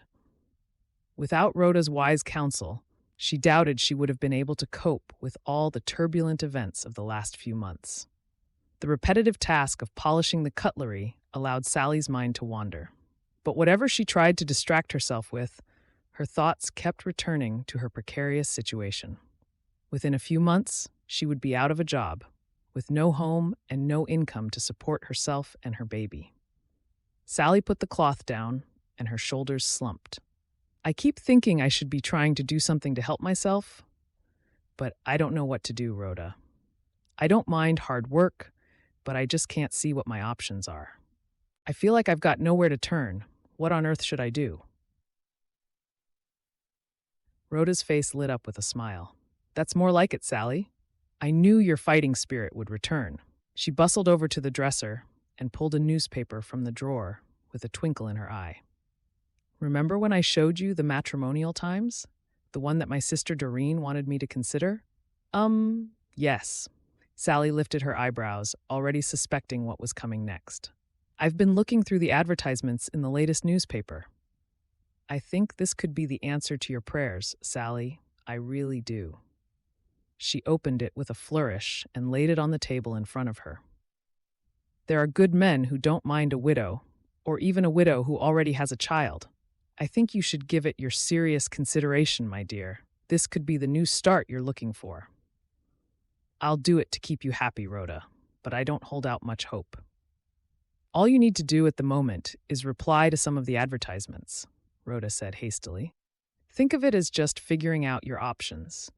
You can correspond with some gentleman for a few months, and if nothing comes of it, there's no harm done.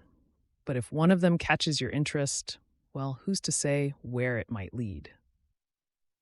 The rest of the day passed quickly, and after dinner in the kitchen, Sally excused herself and climbed wearily up the narrow servants' stairs to her room in the eaves. She sat at the wooden desk and spread the newspaper open in the soft glow of the lamplight, reading through all the advertisements. California, Oregon, Montana, all the places these gentlemen lived sounded so far away. But maybe it would be good to get away from Boston. The thought took Sally by surprise. As she recalled Edward's parents' parting words at his funeral, she realized that a niggling worry had been growing at the back of her mind. Will they try and take the baby from me? With a worried frown, Sally allowed herself to face up the possibility that perhaps they would. Surely not, she whispered to herself. Who would do such a thing? As the lamplight flickered in a draught from the open window, Sally came to a sudden decision. Rhoda was correct. She could reply to some advertisements, and nobody need ever know.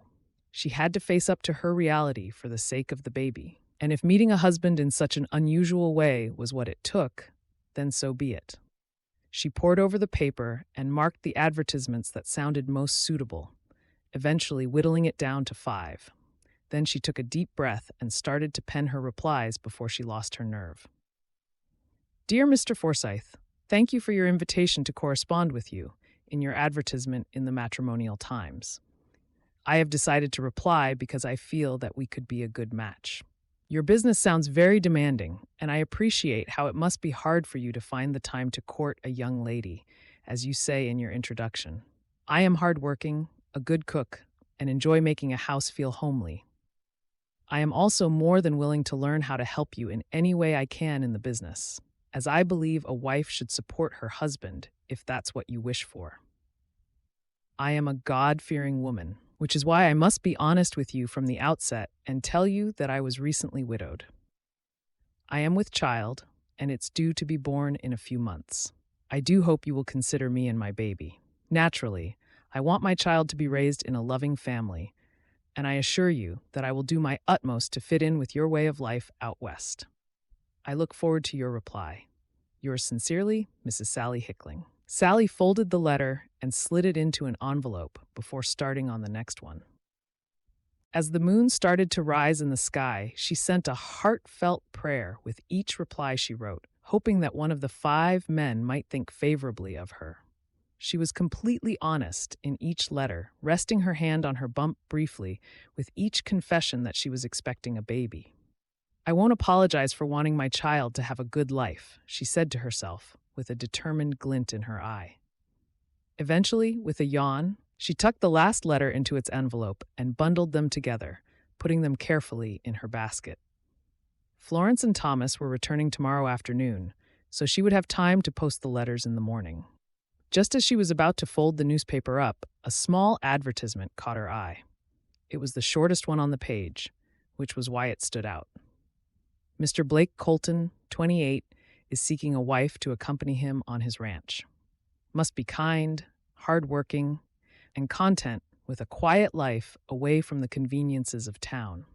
In return, he will provide security and companionship with the hopes of a family in the future. Grabbing her last sheet of paper, Sally dashed off a quick reply. There was no mention of love in his advertisement, but something about his brevity and the mention of a quiet life in a rural setting appealed to her.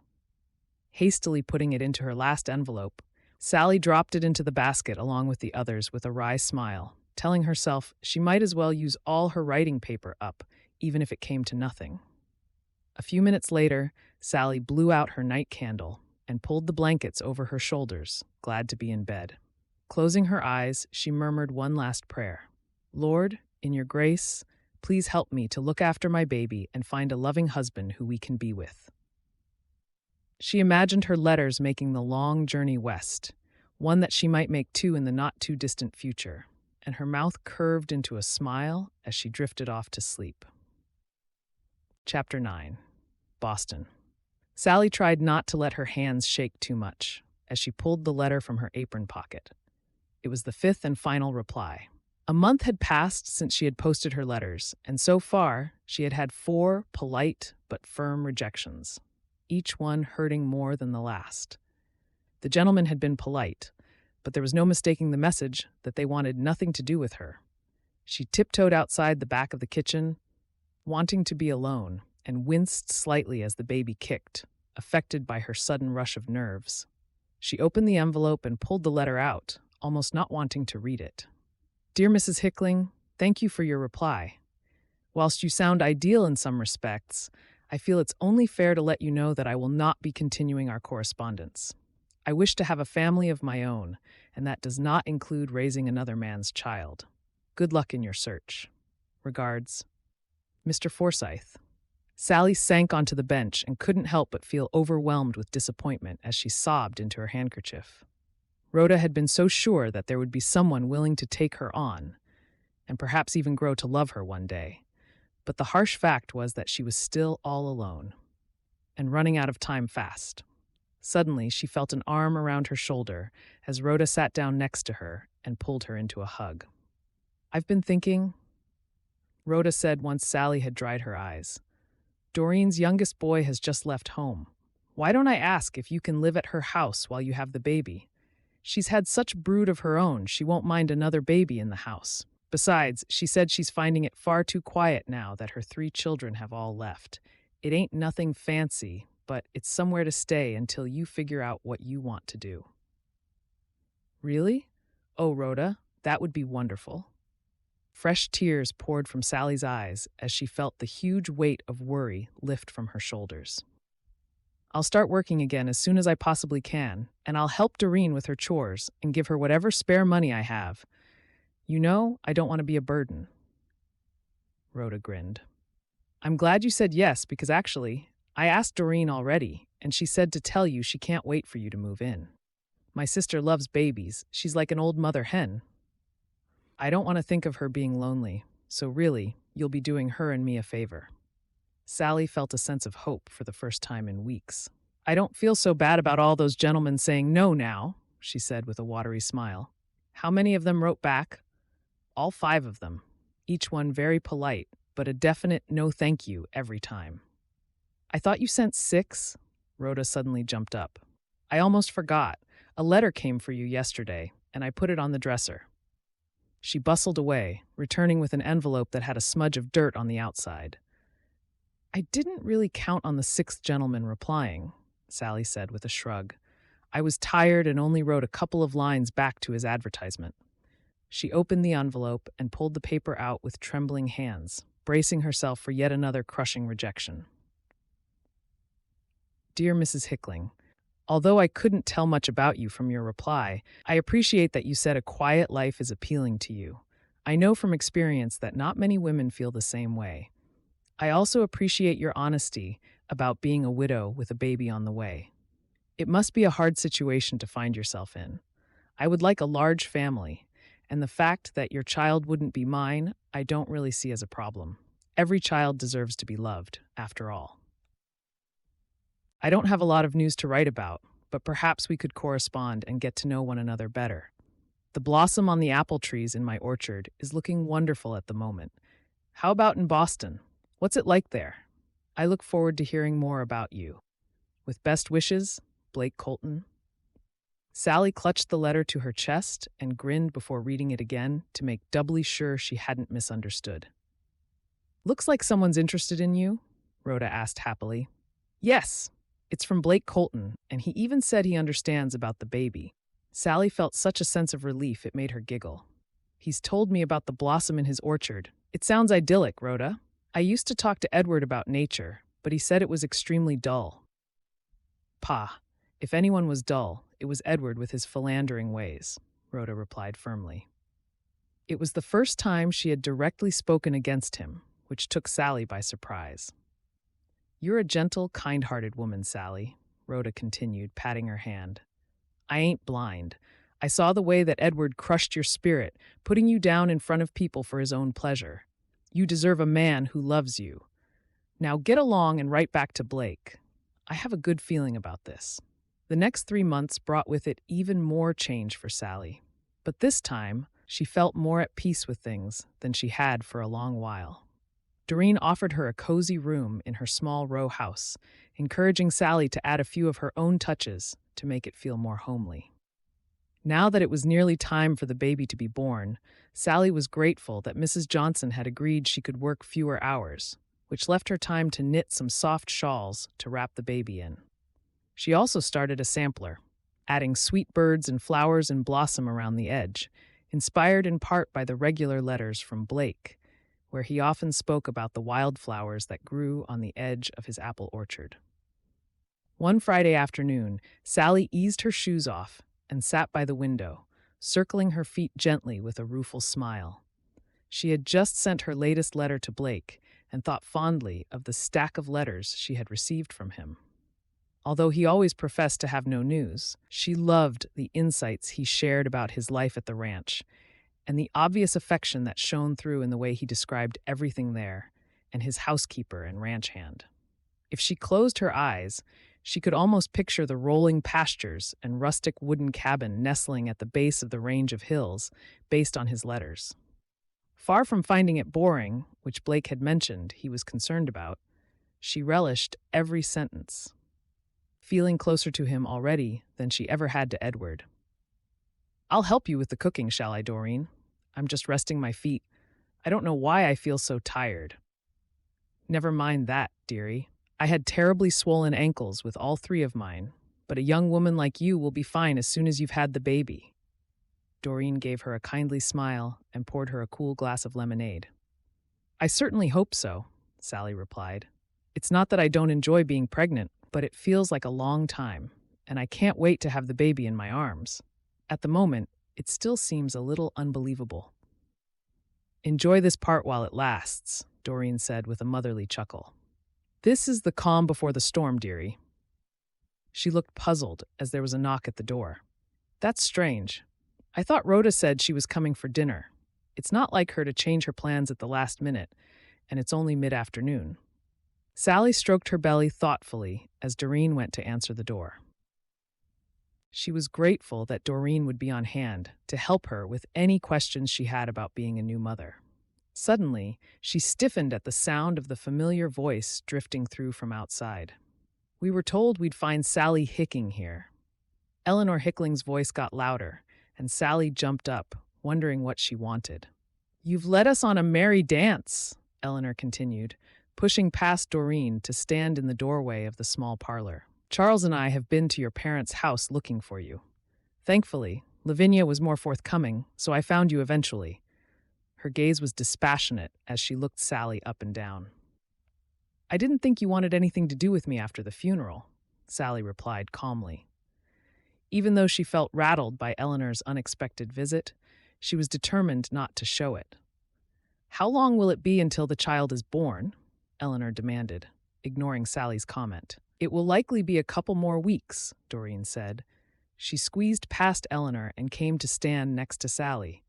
"In case you're wondering, Sally is feeling very well, and I'm experienced with newborn babies. I've had 3 of my own and helped countless other women in our neighborhood."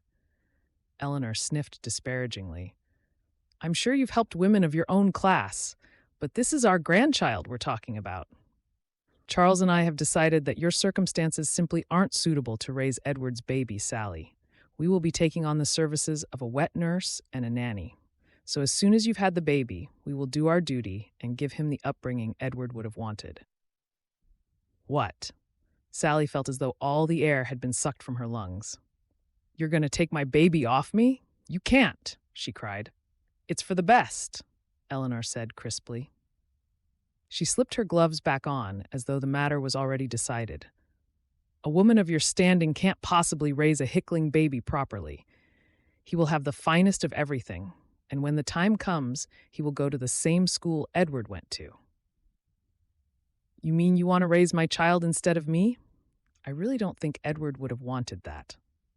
Sally blinked back her tears, regretting her outburst, as Eleanor's expression hardened. "I'll thank you not to presume to know what my dear son would have wanted," Eleanor snapped. "After all, if you knew him so well, why did he stray from the marriage?" she added spitefully. "It ain't right to take the baby from its natural mother," Doreen said firmly. She put her arm around Sally's shoulder and glared at Eleanor. "Just because you're wealthy doesn't give you the right to trample all over Sally's feelings. She's a kind, hard-working young woman who will give her baby all the love and care the little mite needs." "The child doesn't need coddling with notions of love and care," Eleanor shot back. "He needs to be brought up properly, as befits the social class of our family, not some mediocre family like this woman's." She gestured angrily at Sally. "Edward should never have married you. We will take over the care of the baby." and there's nothing more to discuss." She reached into her reticule and pulled out a pouch of coins, throwing it onto the table with a look of distaste. "This should compensate you handsomely. In return, we expect you to let us know when the baby has been born, and we will collect him. Good day to you." With one final glare at Sally, Eleanor turned on her heel and marched back out of the house to her awaiting carriage. Chapter 10. Boston. Sally paced the floor of the small parlor. "What am I going to do, Doreen?" she cried. "My poor baby will be raised with such coldness. They don't care about love and affection. All they want is the status of having their family name continued." "What a lot of old nonsense that hoity-toity woman spoke," Doreen muttered. Her plump jowls quivered with indignation. "Barging into our home like that and speaking to you as if you're nothing more than a speck of dirt on the floor. It ain't right, and I ain't standing for it." Before Sally could reply, a wave of red-hot pain suddenly gripped her swollen abdomen, making her gasp and double over, reaching for the chair to steady herself. I think it's starting," she groaned. "Oh, lordy me. I was hoping the stress of her visit wouldn't make this happen." Doreen hurried away, and Sally heard her calling for one of the neighbor's children. "Go and fetch Rhoda from Magnolia Villa, and make sure you don't breathe a word to anyone else," Doreen murmured to the boy. "There's a couple of coins in it for you if you run all the way and don't dawdle." She shut the door firmly and came back to the parlor. "Don't worry about a thing, Sally. Rhoda will be here shortly, and I reckon you'll have your baby in your arms before sunrise." She helped Sally sit in the armchair and poured her some water. "Just breathe slowly, and I'll be here to help you all the way through." Just as Doreen had predicted, the sun was just painting the dawn sky in hues of pearly pink as Sally's baby took her first cry. "It's a darlin' little girl," Rhoda said, dabbing away the tears in her eyes. "Oh, Sally, the Lord has blessed you. She has the sweetest whorl of brown hair, just the same color as yours." Doreen swaddled the baby expertly, and Sally looked down into her daughter's unblinking eyes as her heart felt as though it might burst with love. "How can I ever thank you both?" Sally whispered. "Don't be so silly. We wouldn't have wanted to miss such a precious moment," Doreen said with a soft smile. "I've done this a dozen times, and it never fails to remind me what a miracle it is to help a ma welcome a new life." She clasped her hands together as Rhoda nodded in agreement. "We'll leave you to sleep now, dear. Have you thought of a name for the little one yet?" Sally gave them a dreamy smile as she looked at the deep color of her daughter's eyes. "I'm calling her Violet," she whispered. "My darling little Violet, welcome my little angel." Over the next few days, Sally quickly found her energy returning, but with it came a growing sense of unease that nibbled away at her happiness. Because Violet had been born earlier than anticipated, she knew that Eleanor wouldn't expect to be notified for a few more weeks. But it was only a matter of time before she would return and demand that Sally must hand her daughter over to her care. The terrible thought felt like a dagger of fear piercing her heart. "Drink this, Sally. You need to keep your strength up." Rhoda poured out 3 cups of tea as Doreen bustled into the parlor with a plate of freshly baked cakes. Sally jumped as a shadow passed across the window, but it was only one of the neighbors strolling along the street. "I've been thinking about my situation," she said hastily. She glanced at the pouch of coins that Doreen had put on the mantel shelf behind the clock for safekeeping. "I can't let Eleanor take Violet away from me." "Perhaps she won't bother once she realizes you've had a little girl," Doreen ventured. "It sounded like they wanted a son to continue in Edward's footsteps." Sally nodded slowly. "You might be right. But what if she takes Violet anyway, out of grief for losing Edward? I can't take that risk. Once they have her, I might never be allowed to see her again. The Hickling family is far more powerful than me. You know it's true, isn't it, Rhoda?" Rhoda nodded and sipped her tea, giving her friend a sympathetic smile. "It's hard to know how Eleanor might react, but you're right. They aren't the sort of family who is used to being thwarted when they want something." Sally picked Violet up and rocked her gently in her arms, trying to calm her racing thoughts. I've come to a decision, and I need your help. You've both been so kind to me, but I can't stay in Boston and just stand by while my baby is taken away. I've decided to use Eleanor's money to leave. I think there might be enough to pay for my passage to England. We have distant cousins there on my ma's side, so I shall see if I can stay with them." "England?" Rhoda couldn't hide her shock. "But that's so far away, Sally. Are you sure it's wise?" Sally shrugged. "What choice do I have?" She pulled a piece of paper from her apron pocket and handed it to Rhoda. "Could you send Blake one final note from me by telegraph? It would be rude of me to simply stop replying to his letters, so I'd rather explain what's happened, so he knows the real reason." A pang of regret washed over her as she thought about the tantalizing new life out west she had hoped for. "Of course," Rhoda said. She put her shawl on and stood up. "I'll do it right away." "I think you shouldn't do anything too hasty," Doreen murmured once Rhoda had left. "I made some discreet inquiries with one of the maids who works for Eleanor, and she told me they are away traveling for Charles's business for a few weeks.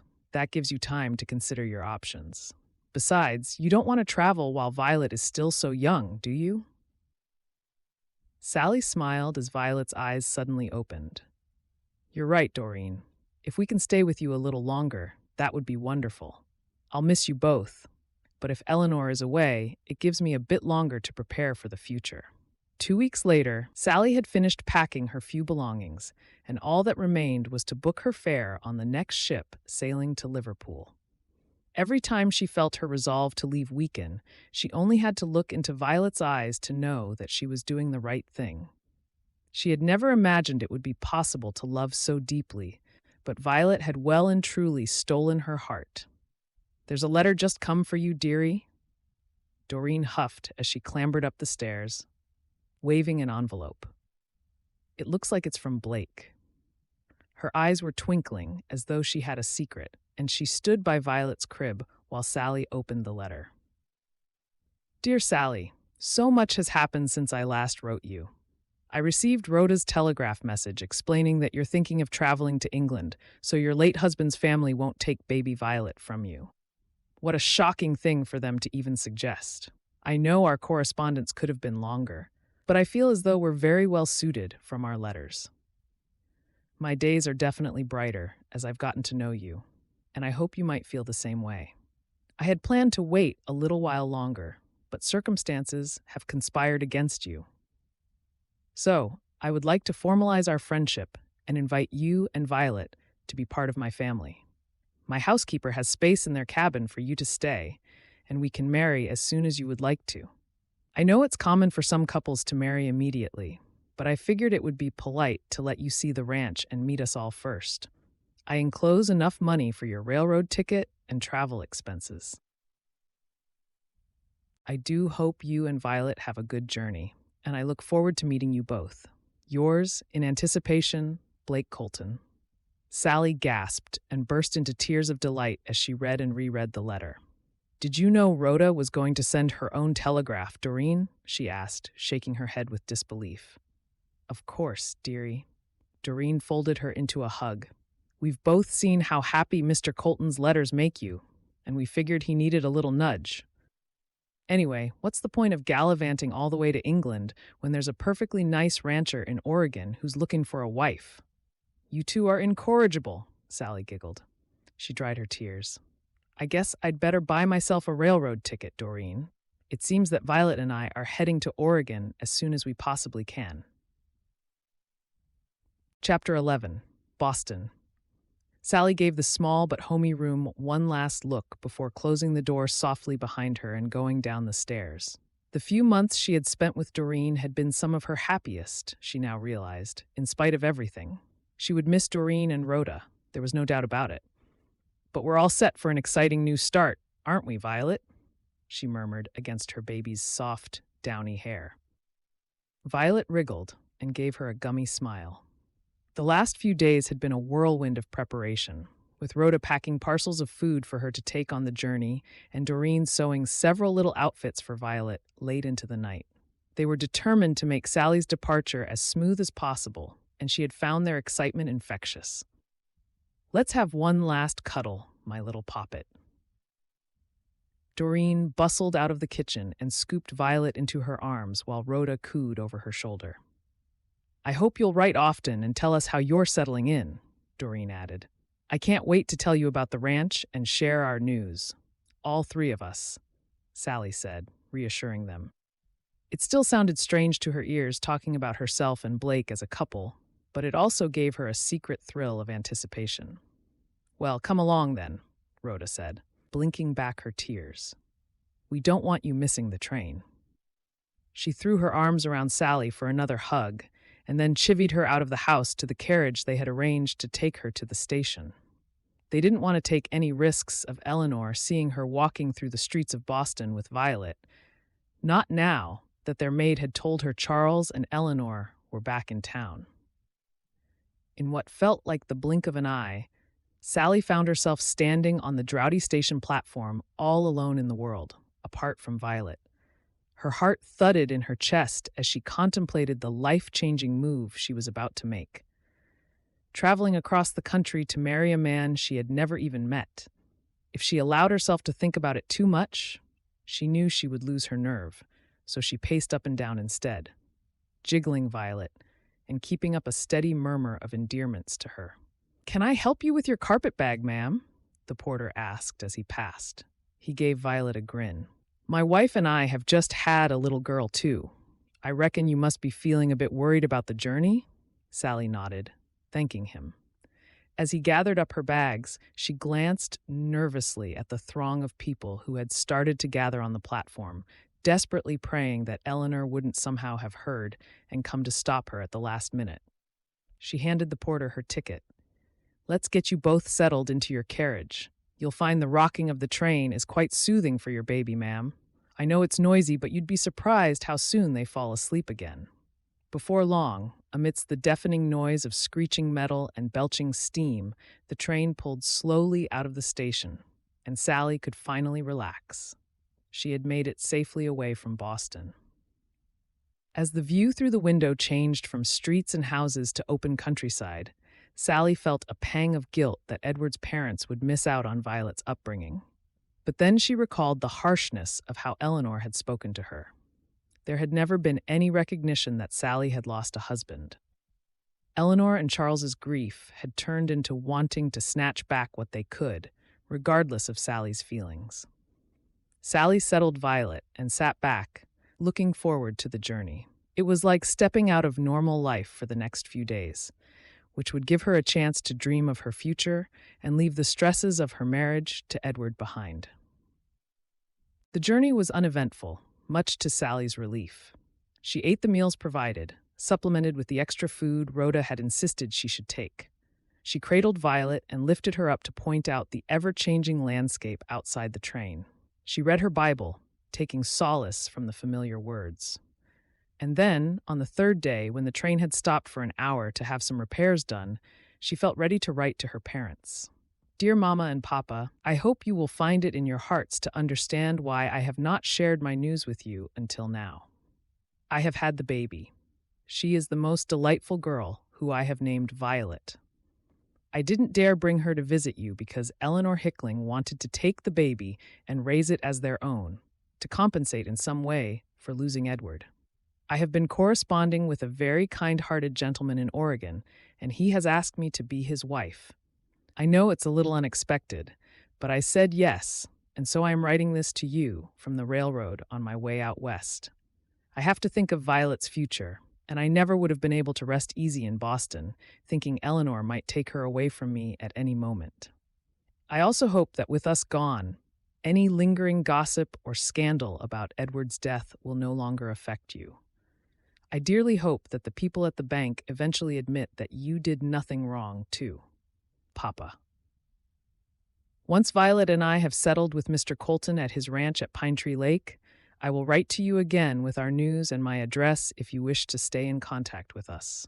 I remain your devoted daughter and send my love, as always, Sally. Her eyes misted with tears as she folded the letter and tucked it into her bag to be mailed once she reached her destination. It saddened her that she hadn't fully mended her relationship with her parents before leaving. They weren't bad people, but their fall from grace in Boston society had hit them hard, and she knew how much they wanted to draw a line under it all. She hoped they would be glad for her, and even that one day she might see them again. Chapter 12. Pine Tree Lake, Oregon. Blake hummed a tune under his breath as he hitched his wagon out the front of the railroad station, and his horse's ears flickered, picking up on his underlying nervousness. It was the sort of perfect early summer's day that usually made Blake sing out loud as he worked on the ranch, glad to be alive. But his stomach was too busy doing somersaults for him to sing this time. He had hoped for a few more months of letters between himself and Sally before offering marriage, just to make completely sure they were well matched. But fate had intervened. "It's in the Lord's hands now," Maud had declared that morning with a twinkle in her eye. "I've seen the spring in your step every time you've gotten one of her letters," Walter had added. "Nothing says more about a man's heart than how he goes about his work.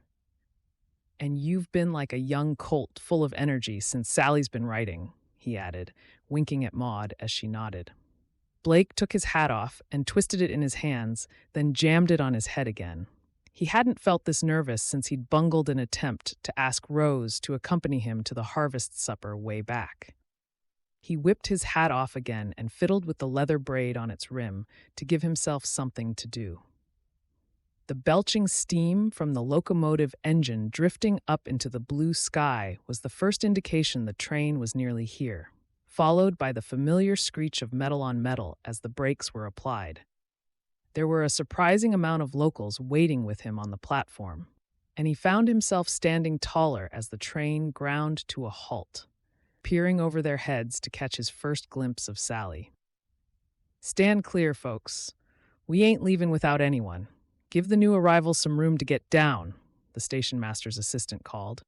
He hurried past them with a handcart to carry luggage to the awaiting stagecoach for those making a separate onward journey. Blake smoothed his hair down and straightened his shirt and jacket for the 10th time. Edging his way toward the train, he felt his expectations increase as each new person clambered down the steps, but he could see nobody matching Sally's description. His heart sank. What if she had decided not to come after all? The wave of disappointment caught him off guard, making him realize just how much he had been looking forward to this new chapter in his life. "Mr. Colton? Are you here, Blake Colton?" The station master's assistant leaned out from behind the pile of trunks on his handcart, searching the platform. Blake nodded eagerly. The fellow was new in town, which was why he hadn't recognized him. "I'm Mr. Colton," he called back. Suddenly, a knot of people surged forward onto the train, leaving the platform emptier, and Blake saw a slight young woman standing to one side, looking rather nervous. She had 2 bags at her feet, and she cradled a baby protectively in her arms. The woman caught his eye and gave him a hesitant smile. The sun glinted off her chestnut hair, and Blake's breath caught in his throat as he felt momentarily rooted to the spot. Was this really Sally? The modest young woman who had portrayed herself to be so ordinary in her letters? She was a natural beauty, with a fresh complexion and soft green eyes. And when she smiled again, it made her look radiant in spite of surely being weary from the long journey. Blake realized he was staring open-mouthed and came to his senses. Striding over to her with his hand extended. "Sally Hickling?" he asked, finding himself smiling even more broadly. "Yes, I'm Sally. Pleased to make your acquaintance, Mr. Colton." She bobbed her head slightly as they shook hands and then smiled up at him, her cheeks flushing a rosy pink. "Please call me Blake. I hope your journey wasn't too tough. Let me carry those bags for you and get you back to the ranch. I'm sure you must both be tired." He couldn't help but glance down at the baby in Sally's arms, and just at that moment, Violet woke up, blinking in the sunlight and making a faint whimper as she yawned. "Oh, she's a sweetheart," Blake murmured without thinking. Sally chuckled and lifted Violet higher, pulling the shawl back so she could wave her arms freely. "She hasn't been any trouble at all on the journey. The porter said the motion of the train would help her sleep, and he was quite right." Blake escorted Sally out to his wagon and handed her up to the seat before stowing her bags in the back. She looked up and down the street with interest. It was market day, and bustling with other wagons, people out shopping, and the general hubbub of a busy frontier town. "It's not much further to go now," Blake said, settling himself next to her. He clicked his tongue, and the horse set off at a smart trot. Maud has been scrubbing and dusting every nook and cranny of the homestead, and Walter's been polishing the windows. Maud and Walter, who live with you? Sally asked cautiously. Yes, like I said in my letters, Maud is my housekeeper, and Walter, her husband, is my ranch hand. Sally nodded. I remember you saying that, but I want to make sure I get everything right. I'd hate to offend anyone. To be honest, they're more like parents to me. They've been with me for as long as I can remember, and since losing my own parents, well, when you meet them, you'll understand. Blake pointed out some of the stores and landmarks of the town before the buildings gave way to open paddocks where horses and cattle grazed contentedly. It was Maud who suggested I should place an advertisement in the Matrimonial Times, he confided. I'd gotten so busy working the ranch, I'd all but given up on finding a wife and having a family. They're so happy that we're going to have a child at the ranch again. I'm sure they'll be absolutely charmed by Violet, just like I am. Blake found his eyes drawn to the curve of Sally's cheek and the way her gaze softened as she looked down at Violet. He was hardly able to tear his eyes away again. She sounds like a very caring woman, Sally replied, smiling again. I'm glad you took her advice, she added with a wry smile. The way Blake spoke so kindly about Violet was like music to her ears. She had worried that he might be standoffish, but his kindly demeanor reassured her instantly that she had made the right decision in accepting his invitation. She could sense that he wasn't just pretending to be interested in Violet to please her, and Sally silently gave up a prayer of thanks for how genuine he seemed. As the wagon bowled along, Blake found his thoughts briefly returning to Rose. Just like prodding a sore tooth to see if it still hurt, he let his mind remember Rose's flirtatious manner and the coquettish way she smiled, which at the time had made him blush with flustered emotion. But sitting here next to Sally, as he glanced again at her placid expression and the motherly way she stroked Violet's soft cheek, almost unconsciously, Blake knew there was no comparison between the two women. He was startled to realize that he felt more at ease with Sally just in the short space of time that he had spent with her than he had ever felt in Rose's presence. Well, the thought almost made him laugh out loud. All that wasted heartache, thinking he would never meet anyone to rival Rose, when here was a young woman who made him feel better about everything without even trying. He shook his head slightly and then grinned at Sally again, feeling happiness bubbling through him that was too much to contain. The remainder of the journey passed quickly, and Sally was pleased to see that although they were well outside the town of Pine Tree Lake itself, it was still plenty close enough should she want to go in to get supplies or send mail back east to her family. Before long, Blake gave the horse a command and twitched the reins, directing him onto a long track that wound through paddocks full of trees. There was a large wooden cabin standing slightly elevated at the end, surrounded by various barns and barnyards.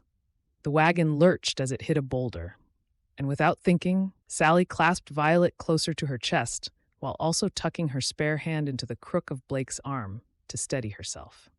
Blake enjoyed the spark of emotion which surged between them, and he was grateful that she had turned to him for protection. He had a powerful urge to make sure nothing bad ever happened to Sally and Violet again, and he smiled as she leaned against him for a moment longer than was strictly necessary. "Welcome to Hope Ranch," he cried as the wagon crested the hill. "We're home." Sally's eyes widened as she took in the generously proportioned homestead and all the other barns and buildings nearby. "I never realized there were several ranches up here," she commented. "Nope. All of this is Hope Ranch," Blake chuckled, heartened by how modest her expectations had been. He swept his hand wide to take in all the buildings, plus the rolling pastures and hundreds of apple trees. "All this is home. Our home," he added, holding her gaze as she shook her head with astonishment. Chapter 13.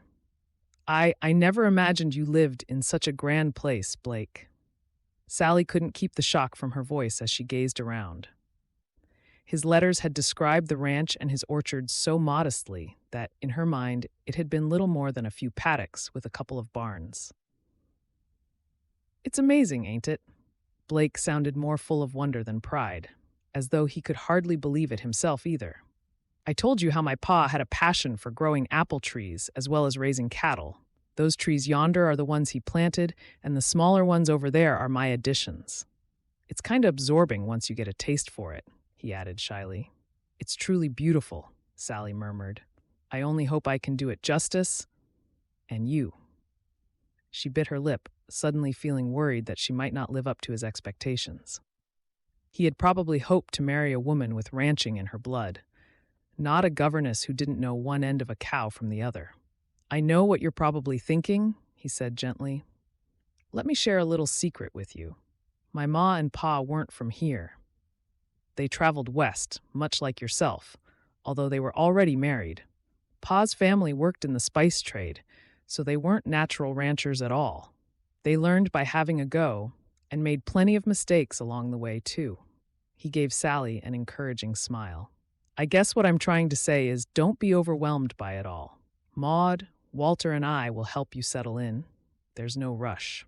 You've got more than enough to do, looking after Violet." As he helped them down from the wagon, Blake's earnest expression endeared him even more to Sally as she breathed a sigh of relief. She had felt close to tears, but then she remembered Doreen's parting advice about not expecting too much of herself with a newborn baby.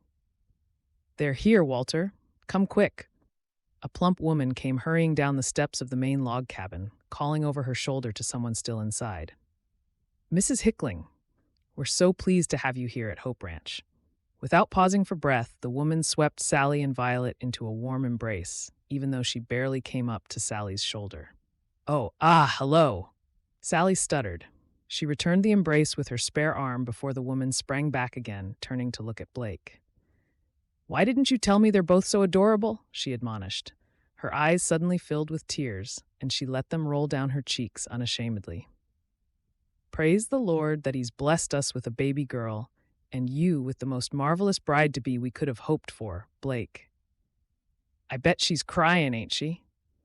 A jovial-looking man ambled over. "I'm Walter, and this is my wife, Maud. Reckon you can tell we've been counting down the days until your arrival?" Sally nodded, suddenly feeling emotional herself. They had given her such a warm welcome, in stark contrast to the way Edward's family had treated her, that she could barely speak. "I've heard so much about you," she said, breaking into a wide smile. "Now then, let me show you to your rooms, and I expect you'll want to freshen up after the journey. Nat, I can look after Violet. Isn't she a little darling?" Maud swept Sally away, talking 19 to the dozen, and clucking over them both like a proud mother hen. Walter looked at Blake from under his bushy gray eyebrows and winked. "I bet you're wondering why you waited so long now, ain't you?" Blake nodded and blew out his cheeks with a sigh of happiness. "I keep thinking it's all just a dream, to be honest. I know we've only just met, but I feel as though we've known each other for years. It just feels kind of right, if you know what I mean." Son. I was the same when I met Maud. It was like we were made for each other." He slapped Blake on his shoulder as they strolled toward the barn to get back to work. "It ain't my place to say it, but Maud and I are delighted for you. You deserve a bit of love in your life, and I said to Maud only last night when we were sittin' watching the sunset that if you two get along as well as we have, it's all we could have wished for." "Well, it feels good so far," Blake replied with a grin. He picked up his pitchfork and started hefting the old hay from one end of the barn to the other in preparation for the new harvest. Across the barnyard, Maud bustled around the smaller wooden cabin that had been allocated for Sally. "This is where Walter and I usually stay," she explained. "But it's for you and Violet until you get married, so things are all done properly." "Oh, I'm sorry you've had to go to so much trouble on my account," Sally replied. She looked around, admiring the cozy rooms, peeking through the windows at the views which were impressive no matter which way she looked. "It's the least we can do." Maud darted forward and plumped up a cushion, then showed her the wooden crib in the corner of the bedroom. "This used to be Blake's crib," she said, her voice softening. "Walter carved it.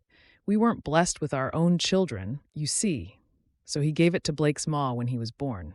Her fingers trailed on the side, which was as smooth as silk, with tiny flowers carved into it. We've polished it up good for Violet. I hope you like it." This time, Sally couldn't hold back her tears. "Thank you so much, Maud. It's such a generous thing for you to do." As though sensing her new surroundings, Violet suddenly waved her arms and kicked her legs with excitement, making Sally and Maud both laugh in unison. "See, she's saying thank you as well." "Let me hold her while you unpack," Maud replied. She carefully lifted Violet from Sally's arms and perched on the side of the bed. "I told Blake I had a good feeling about things turning out well when I persuaded him to place the advertisement. My ma always used to say I had a sixth sense for such things, and it looks like she was right. I know you're going to be very happy here, both of you." Sally nodded in agreement. "I think you're right." She grew suddenly serious. "I want to be honest with you all from the outset. I already told Blake, but you might not know. I had to leave Boston in a hurry because my late husband's family threatened to take my baby away from me to raise as their own. I didn't even have time to say goodbye to my own parents." A pang of regret tinged Sally's voice, and her pretty features were pulled into a frown. "Edward's parents never thought I was good enough for him. Perhaps they were right, but I'm determined to work hard and be a credit to Blake and everything you've all worked so hard to create," she added, lifting her chin. "I know, dear. I can tell you're going to fit right in. I'm never wrong about such things. Just ask my Walter. He always says I'm an excellent judge of character, and I already know we're going to be firm friends." Maud rocked Violet gently and hummed a lullaby to settle her as Sally unpacked her carpet bag, placing her few clothes in the drawers by the window. Outside, she could see Blake tossing hay into a rack before calling to some cattle, which came running over, sending the dust flying up from beneath them. His shirt clung to his torso, and her heart lifted at the ready smile on his handsome face as he exchanged conversations with Walter. He was a kind man who treated people well. That much was clear to see. But also, his lean, muscular physique made her heart skip a beat in a way that felt new and unfamiliar to her, bringing the blood to her cheeks in a rosy flush. "Have you fixed a date for the wedding?" Maud inquired, following Sally's gaze. "I happened to speak to the pastor at church on Sunday, and he said he has plenty of time to do it as soon as you're ready," she added with a conspiratorial smile. I hadn't thought that far ahead," Sally stuttered, feeling slightly embarrassed by Maud's forthright manner. "I figured it would be best to fit in with Blake, because I know from his letters how busy he is with work on the ranch," Maud chuckled. "Blake and Walter would work from before dawn to sundown and more, given half a chance. That's why I took the liberty of telling the pastor you and Blake will be in touch very soon. I can tell Blake's completely smitten with you. No point waiting too long, is there? Hope Ranch needs a young family in it to bring it back to life. You and Violet are just what we prayed for. Now, let me show you around outside. I can see from the way Blake keeps glancing over here that he's missing you already." Sally followed Maud back outside just in time to see Blake striding toward the cottage. She could hear him whistling cheerily and felt all her worries melt away. As he got closer, he took his hat off and gave her a look that was full of affection and something more, something that made her heart skip a beat yet again. "I'll look after Violet while you show Sally around, shall I?" Maud whisked the baby away before Sally could reply. "Do you have a few minutes to spare?" Blake asked, not wanting to make assumptions. "There's somewhere I'd like to show you. It's just up there." He gestured to the brow of the hill, and Sally nodded, falling into step next to him. A few moments later, they reached a wooden seat under the shade of a large oak tree, and Sally sat next to Blake, glad to be out of the glare of the sun. "This is where I like to come and sit when I want to think," Blake said. "My pa built this seat, and he and Ma used to come up here and watch the sun setting over the mountains." "There's so much history here," Sally replied, drinking in the view. The leaves rustled overhead, and the light breeze lifted the curls on her neck.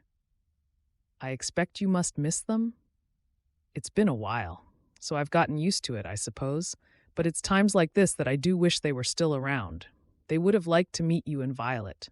He turned to face Sally and took her hand in his, giving her a searching look. "I wanted to ask you, properly. I mean, a letter is a bit impersonal, isn't it? But when you're ready, Sally, would you marry me? Sally felt the blood rush to her cheeks as she looked at his tentative smile lighting up his kind face. That would make me very happy indeed, Blake, and I already said to Maud, I'm determined to do my best for you all. You already are. If only you knew what a difference you've made already. Maud and Walter have been grinning from ear to ear for days, and since I have no other family, you have no idea how happy it's made me to see you and Violet safely here. He squeezed her hand gently. I don't want to rush you, Sally. I'm happy to wait for as long as you need to get accustomed to life at the ranch. And as soon as you give the word, I'll be proud to make you my wife. I already know I can't wait to get married to you, Sally replied with a mischievous sparkle in her eyes. But for propriety's sake, maybe we should give the pastor a little bit of notice. And poor Maud has prepared the room so nicely for me. The breath caught in her throat as Blake leaned forward and brushed a kiss on her cheek. Just say the word, and I'm yours, Sally. They both turned to look out at the view, their shoulders still touching, and Blake felt as though his heart would burst with happiness. Chapter 14. A brisk wind blew across the land as Sally guided the cart down the rutted track toward the orchards. It was the first morning she had needed her warmer shawl, and there was something about the crisp clarity of the light that hinted fall wasn't far away. Shading her eyes, she could see that some of the leaves on the trees on the lower slopes of the mountains were already changing color. Blake had told her that in just a few weeks, the stunning array of red and gold would take her breath away.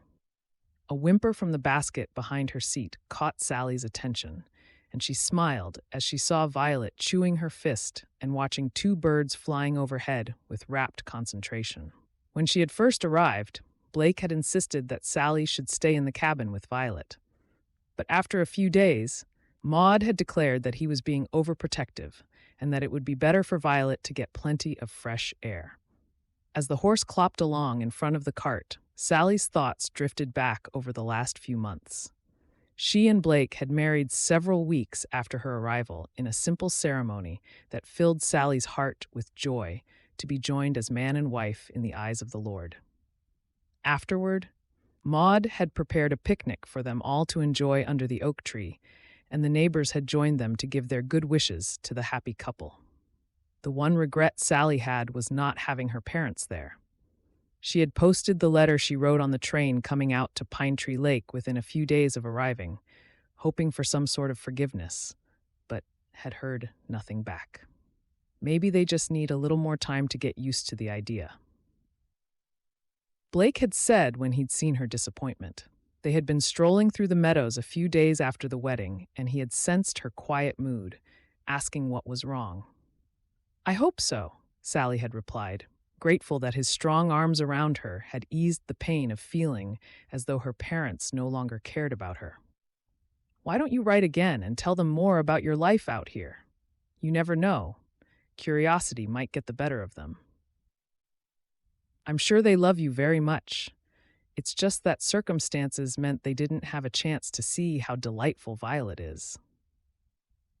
Your family sounds as though they were so kind-hearted, Sally had commented one day. She had told Blake all about her pa's wrongful dismissal from the bank and the way it had left them as pariahs in Boston society, and that she had felt them withdraw from her as well. It wasn't always so straightforward, Blake had said with a shrug. You've heard me talk about my brother Roy being dead. What I didn't tell you is that I feel responsible for him leaving.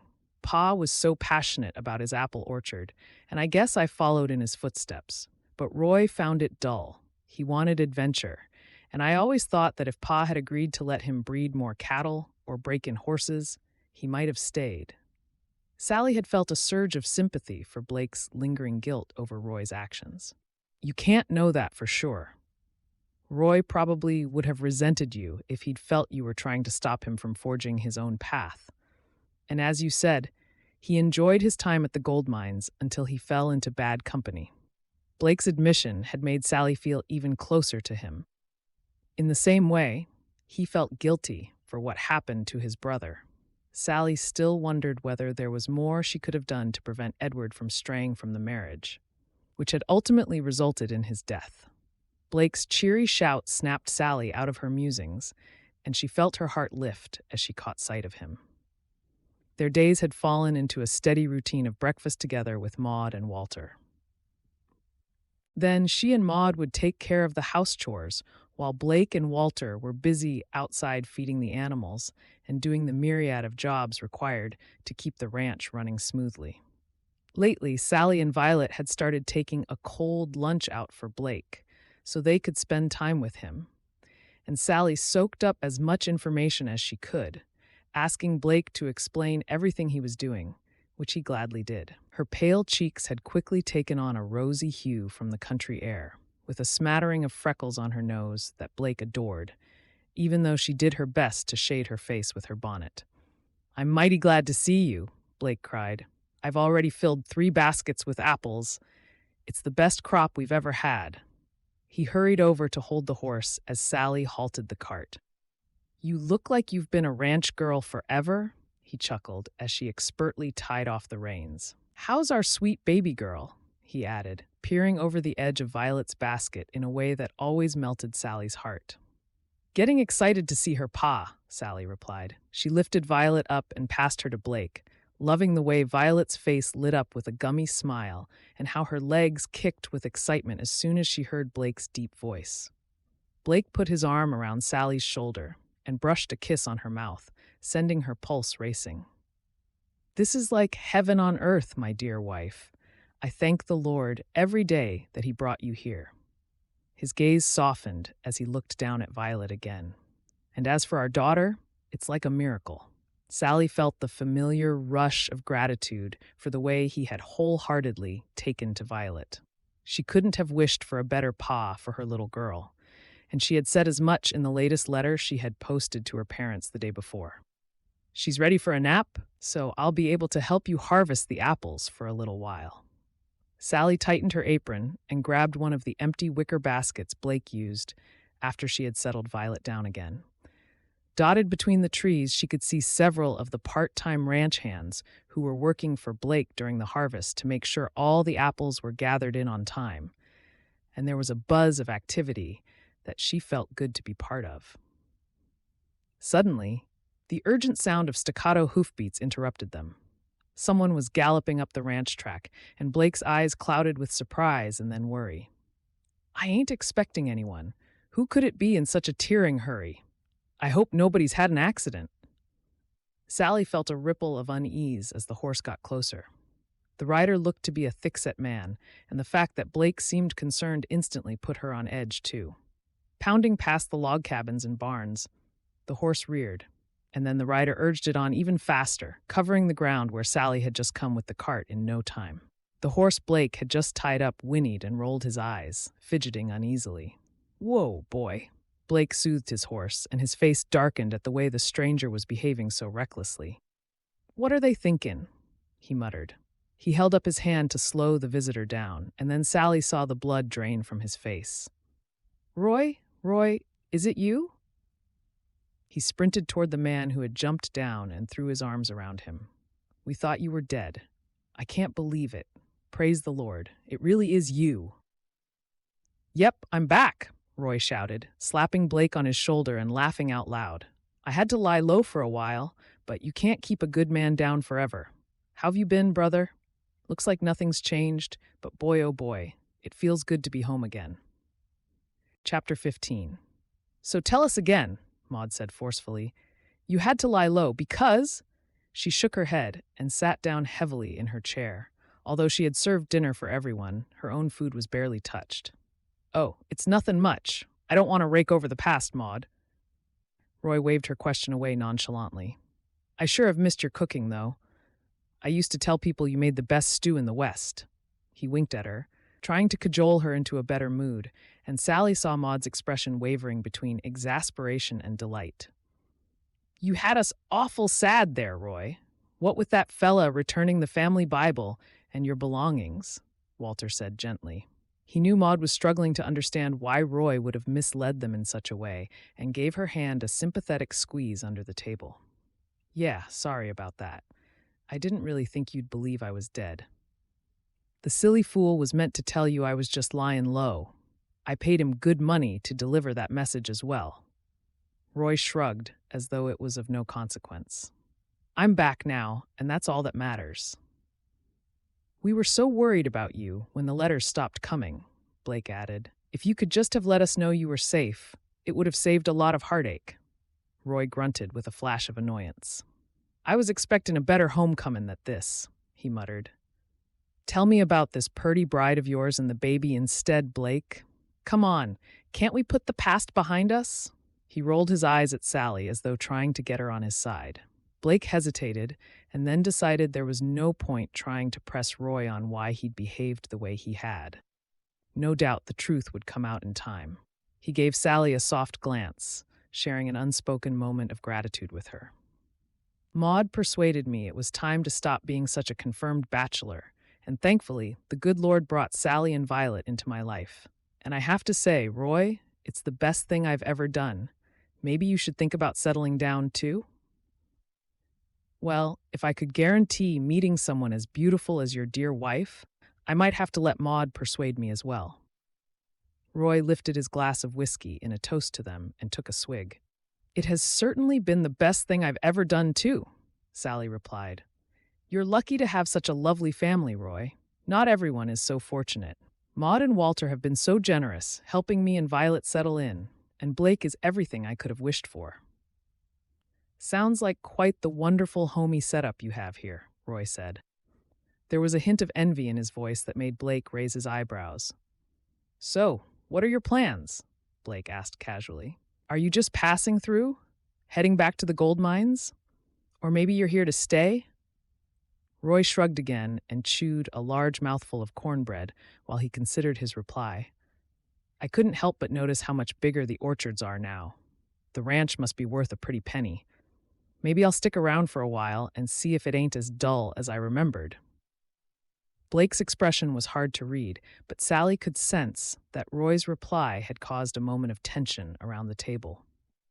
"You're welcome to stay, of course. It's your home as much as mine, but the work is no different from when you left. I'm committed to making the apples our main income.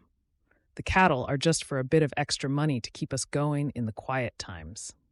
The thing is, I'm kinda down on my luck," Roy continued. "I owe a bit of money to a few folks, and I was thinking maybe I could use my share of the ranch to pay them off." "What do you mean, your share?" The muscles in Blake's jaw clenched, even though his voice was quiet so as not to wake Violet. "Well, Ma and Pa wanted us both to take the ranch on. That's what they always said, ain't it? And you've had free run of the place since I had to leave." Maud's eyes widened in surprise. "You didn't have to leave, Roy. You decided life at Hope Ranch was too boring for you. I remember Blake asked you to stay, but you were having none of it." "Uh-huh. Well, I can't help it if I find the apple business boring," Roy snapped. "Just seeing you harvesting them earlier today brought all the old memories flooding back." He folded his arms and sighed wearily. "Look, I don't want to argue. I just want what's mine. My share of Hope Ranch. And then, well, who knows? Maybe it's best I just get on my way again if I'm not wanted around here." "Now then, that's not fair," Walter said hastily, as he saw Blake's face fall. "You didn't see how we all mourned when we thought you were dead, and how much your brother missed you after you up and left, looking for something better. Blake has worked hard to get this place to where it is now. He ain't had an easy time of it, even though he probably wouldn't tell you that himself." Blake stood up abruptly. "I've got cattle to feed. We can talk about this later, Roy." He jammed his hat on and strode out of the cabin. It was the first time Sally had seen him looking anything close to a bad temper, and she felt torn between whether to stay and help Maud or run after him. After a tense silence, Maud busied herself with clearing the table, and Walter slipped out the back, excusing himself. Roy folded his arms, looking angry at Blake's reaction. "I think it's just been a shock for everyone, seeing you again," Sally said hesitantly. "Walter is right. Blake has missed you terribly, Roy. You're his older brother, after all. He looked up to you, I'm sure." Roy's frown gradually cleared. "Truth is, I always envied Blake for how much he loves this place." He gestured to the orchards outside with a wry chuckle. He and Pa could talk about apple trees for hours. I tried to be interested, but I'm just not cut from the same cloth, I guess. I always had a yearning to get out of here and have some adventures. So, do you really want to stay now? When Roy smiled, Sally could see the likeness between him and Blake, and she wished there was some way she could help the two brothers reconcile their differences. She poured him another cup of coffee, passing it across the table. I know you probably think it's none of my business, but I'd hate to see Blake get his hopes up about you working with him just for you to disappear again. I suppose you've got a point, Roy said eventually. When I was away, I used to imagine I could come back home and settle down, but now I'm actually back. I ain't so sure. Why don't I talk to Blake? I think I might have an idea of how I could help. Sally jumped up and wrapped her shawl around her shoulders, not waiting for an answer. A few minutes later, Sally found Blake chopping wood around the back of the barn. The axe scythed through the air in easy movements as he split the logs, using the repetitive movement to try and work off his frustration. When he caught sight of Sally, he wedged the axe into his chopping block and wiped the sweat off his forehead with his sleeve. "I'm sorry I rushed out," he said. "I was so amazed to see Roy alive and well. I thought he might have changed, but he's still just as stubborn and full of self-interest as he ever was."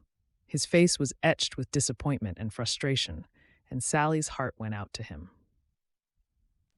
She took Blake's arm, and they strolled up the hill to the bench, which had now become their habit when they chatted about important matters. "I was talking more to him after you came outside. I don't think he means any harm, Blake, but even I can tell his heart isn't in the ranch, not in the same way yours is." Blake leaned forward, resting his elbows on his knees and twisting his hat. "I thought for a moment things might work out how I'd always hoped. Sally, me and Blake working the ranch together. That was always Pa's dream. I should have known better, though. All he wants is money." "Is half the ranch rightfully his?" Sally asked carefully. Blake had never spoken much about the finances of the business to her, and she didn't want to overstep the mark if he thought it wasn't for her to know. Blake nodded slowly. "Strictly speaking, yes. Ma and Pa left the place to both of us. But if he doesn't want to live and work here, the only way I can pay him out is to sell half the land." His voice cracked with emotion. "How can I do that, when Pa worked so hard to build the orchards and left all of this to us?" He looked out across the rolling pastures and orchards that were his life and sighed deeply. "Is there any other way of doing it?" Sally could see how much the whole idea of splitting up the ranch was troubling Blake, and she brushed a kiss on his cheek, wanting to ease his worries. "I guess I could ask the bank to lend us the money. But Pa always taught us to be self-sufficient instead of borrowing. It only takes a few bad harvests to get into trouble if the bank calls the loan in. And now my circumstances have changed. I want the best for you and Violet, and I'd never forgive myself if we lost everything. I have my own family to think of now, and Roy needs to understand that. Maybe you could at least ask the bank just to see what they say. Also, I've had an idea that could help, but I don't want to say anything more about what it is just yet." Blake shot Sally a look of surprise. "An idea to help pay Roy out, you mean?" "Yes." Sally nodded with a secretive smile. "How about you speak to the bank? I won't know if my idea might work for several weeks at least, but I promise I'll tell you all about it once I know more." Blake grinned and pulled her into a lingering kiss before leaning back again and looking at her with a glow of admiration. "You never stop surprising me, Sally. Here I was feeling like there was no way out, and just a few minutes with you has me feeling hopeful for the future again." He stroked her cheek with his thumb, thinking just how blessed his life was. The thought gave him a sudden pang of compassion for his brother, who had yet to find a woman to be as happy with as he and Sally were. "You know what?" he continued, looking humbled. "I think you're right about Roy, too. I wanted him to follow Pa's dream just like me, even though it wasn't right for him. I tried to keep him here before, and look how that ended. If Roy wants to leave, we'll find a way to make it work. I want him to be happy as well. You've shown me how important that is, Sally." Chapter 16. 5 weeks later, the first frost had cast a glittering cloak over the tops of the mountains. Sally took a deep breath of the crisp fall air, marveling at how beautiful the trees on the lower edges of the hills looked, with their shimmering deep red and gold leaves. The apples were all safely harvested, and those that hadn't been sold already were stored in boxes in the barn where they would stay for the coming months, gradually being sold as they were needed. It's glorious, ain't it? Blake slipped his hand around Sally's waist as they stood looking at the view together. I've never seen anything so beautiful.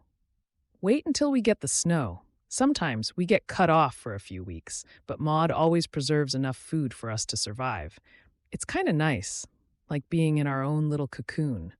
And this winter will be even better, what with it being Violet's first Christmas. In the distance, Roy was busy tossing hay out for the cattle, and Sally glanced up at Blake.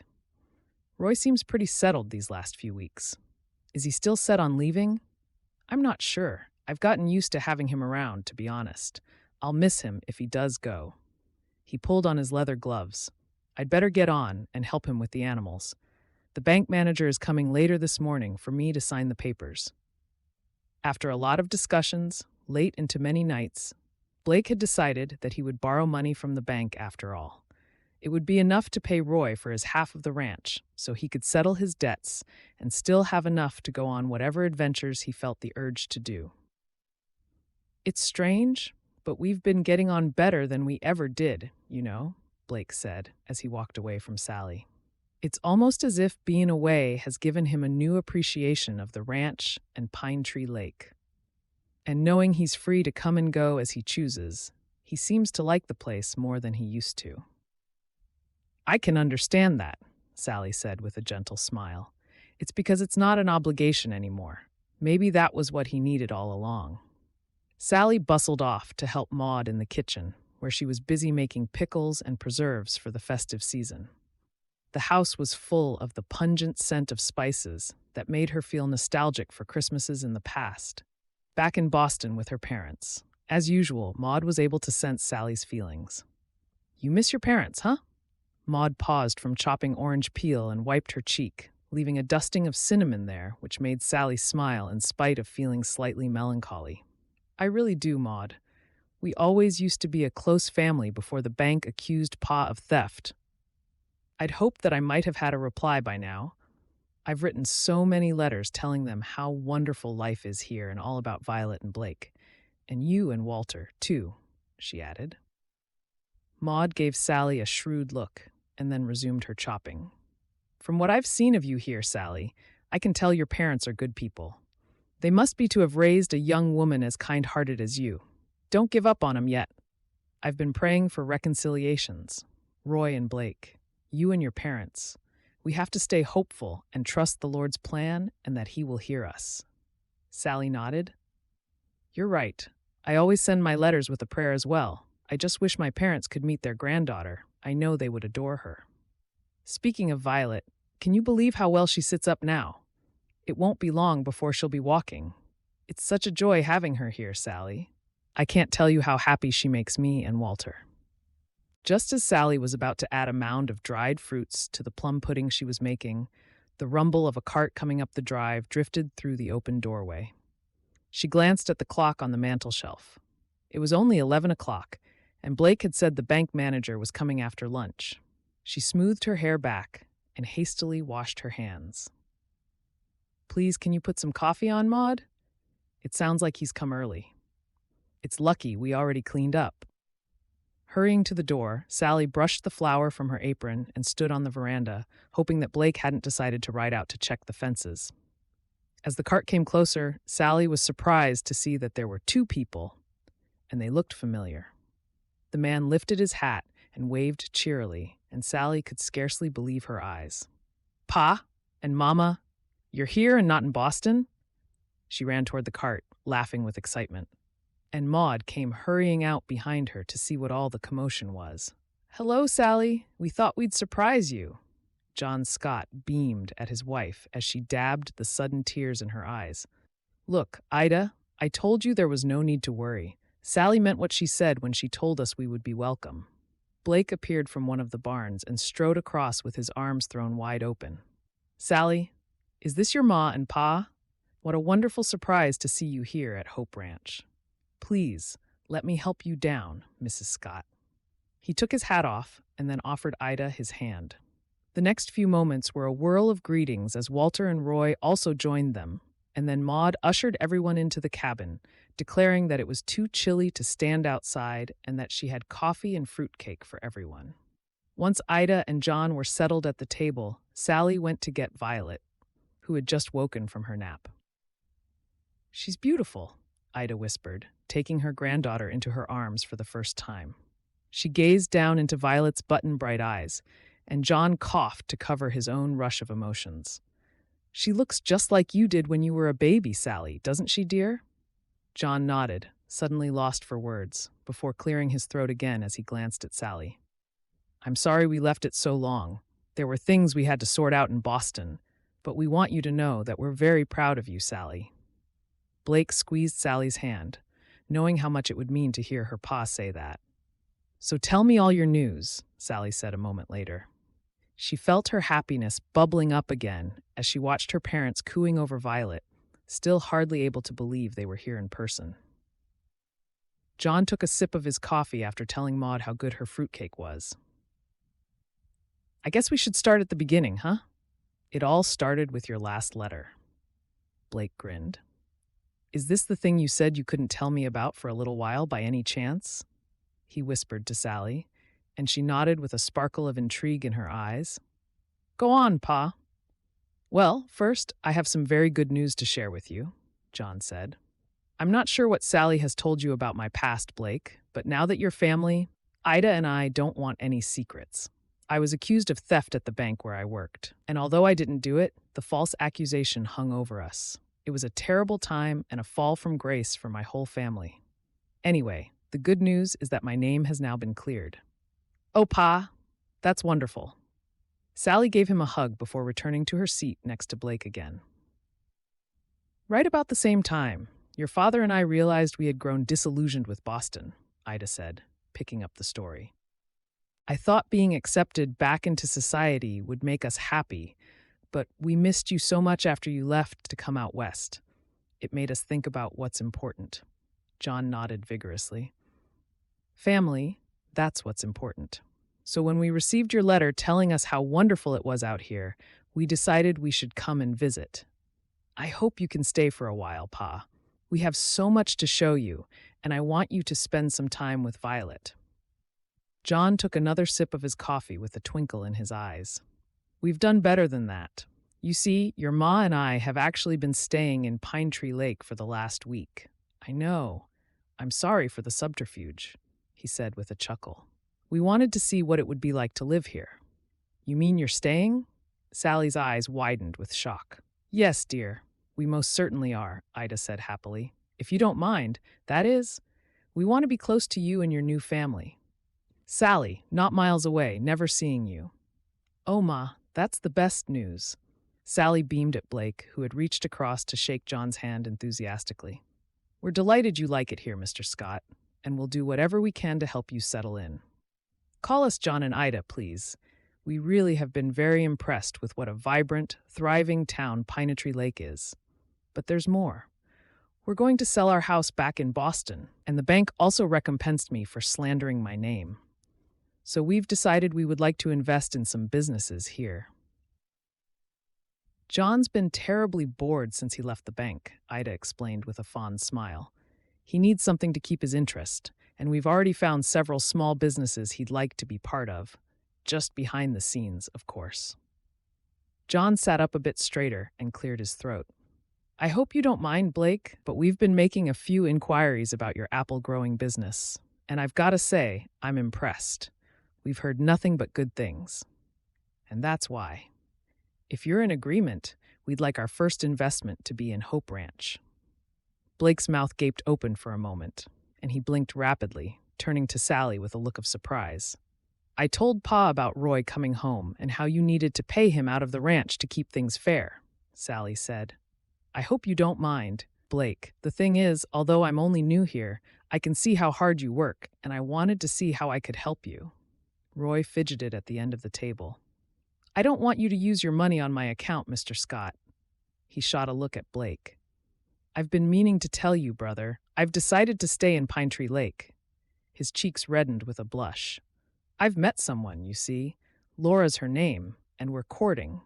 I thought you were looking happier, Maud cried, clapping her hands. I said to Walter, only last week, that if I didn't know better, you were head over heels in love with someone. Roy grinned and nodded. I've never felt like this before, it's true. She's so kind-hearted, and she doesn't care that I've done a few things I ain't proud of in my past. So you're going to stay and work at Hope Ranch? That's wonderful news. Blake was beaming as he contemplated how much had changed in such a short time. Actually, Laura's pa has a cattle ranch on the other side of Pine Tree Lake, but he's getting too frail to work anymore. I visited them yesterday and asked Laura to marry me, Roy blurted out, turning even redder. Her pa's in agreement, and she said yes, so we'll be living over there, but it's close enough that I can still help out here when you need me, Blake, and we'll be able to visit plenty. I've realized I don't need to go away to have adventures. Being with Laura is everything I want. Maud suddenly burst into tears of happiness. All my prayers are coming true, she said with a sniff as Walter handed her his voluminous handkerchief. I'd still like to invest in Hope Ranch, John said a moment later once all the congratulations had been shared. I understand there's land next to yours for sale, Blake. How about I help you buy that so you can expand? Ida and I feel it's the least we can do, and we want to contribute to the wonderful life you've offered Sally and Violet. I can't believe our good fortune, Blake said. Thank you, John. That really is most generous of you. He put his arm around Sally and pulled her closer, gazing softly into her eyes. All our dreams are coming true, my love. Your parents are here to stay, and Roy will be happily married soon as well. We're truly blessed. And we'll have a grand Christmas gathering here, Maud cried. There's plenty of room for you all to stay. Please say you'll join us, Ida, and you and Laura will come too, Roy. You can bring her pa as well. We'll be one big happy family. A few moments later, Maud had bustled off to the kitchen, and Roy was pulling on his coat so he and Blake could show John around the ranch. Sally threw some logs onto the fire, watching the sparks fly up the chimney, before calling for Blake to join her for a moment. I hope you don't mind that I told Pa about our situation, she said softly. I wanted to try and help, but I only asked for a loan. I never expected him to give us the money to expand the ranch. Blake took Sally into his arms.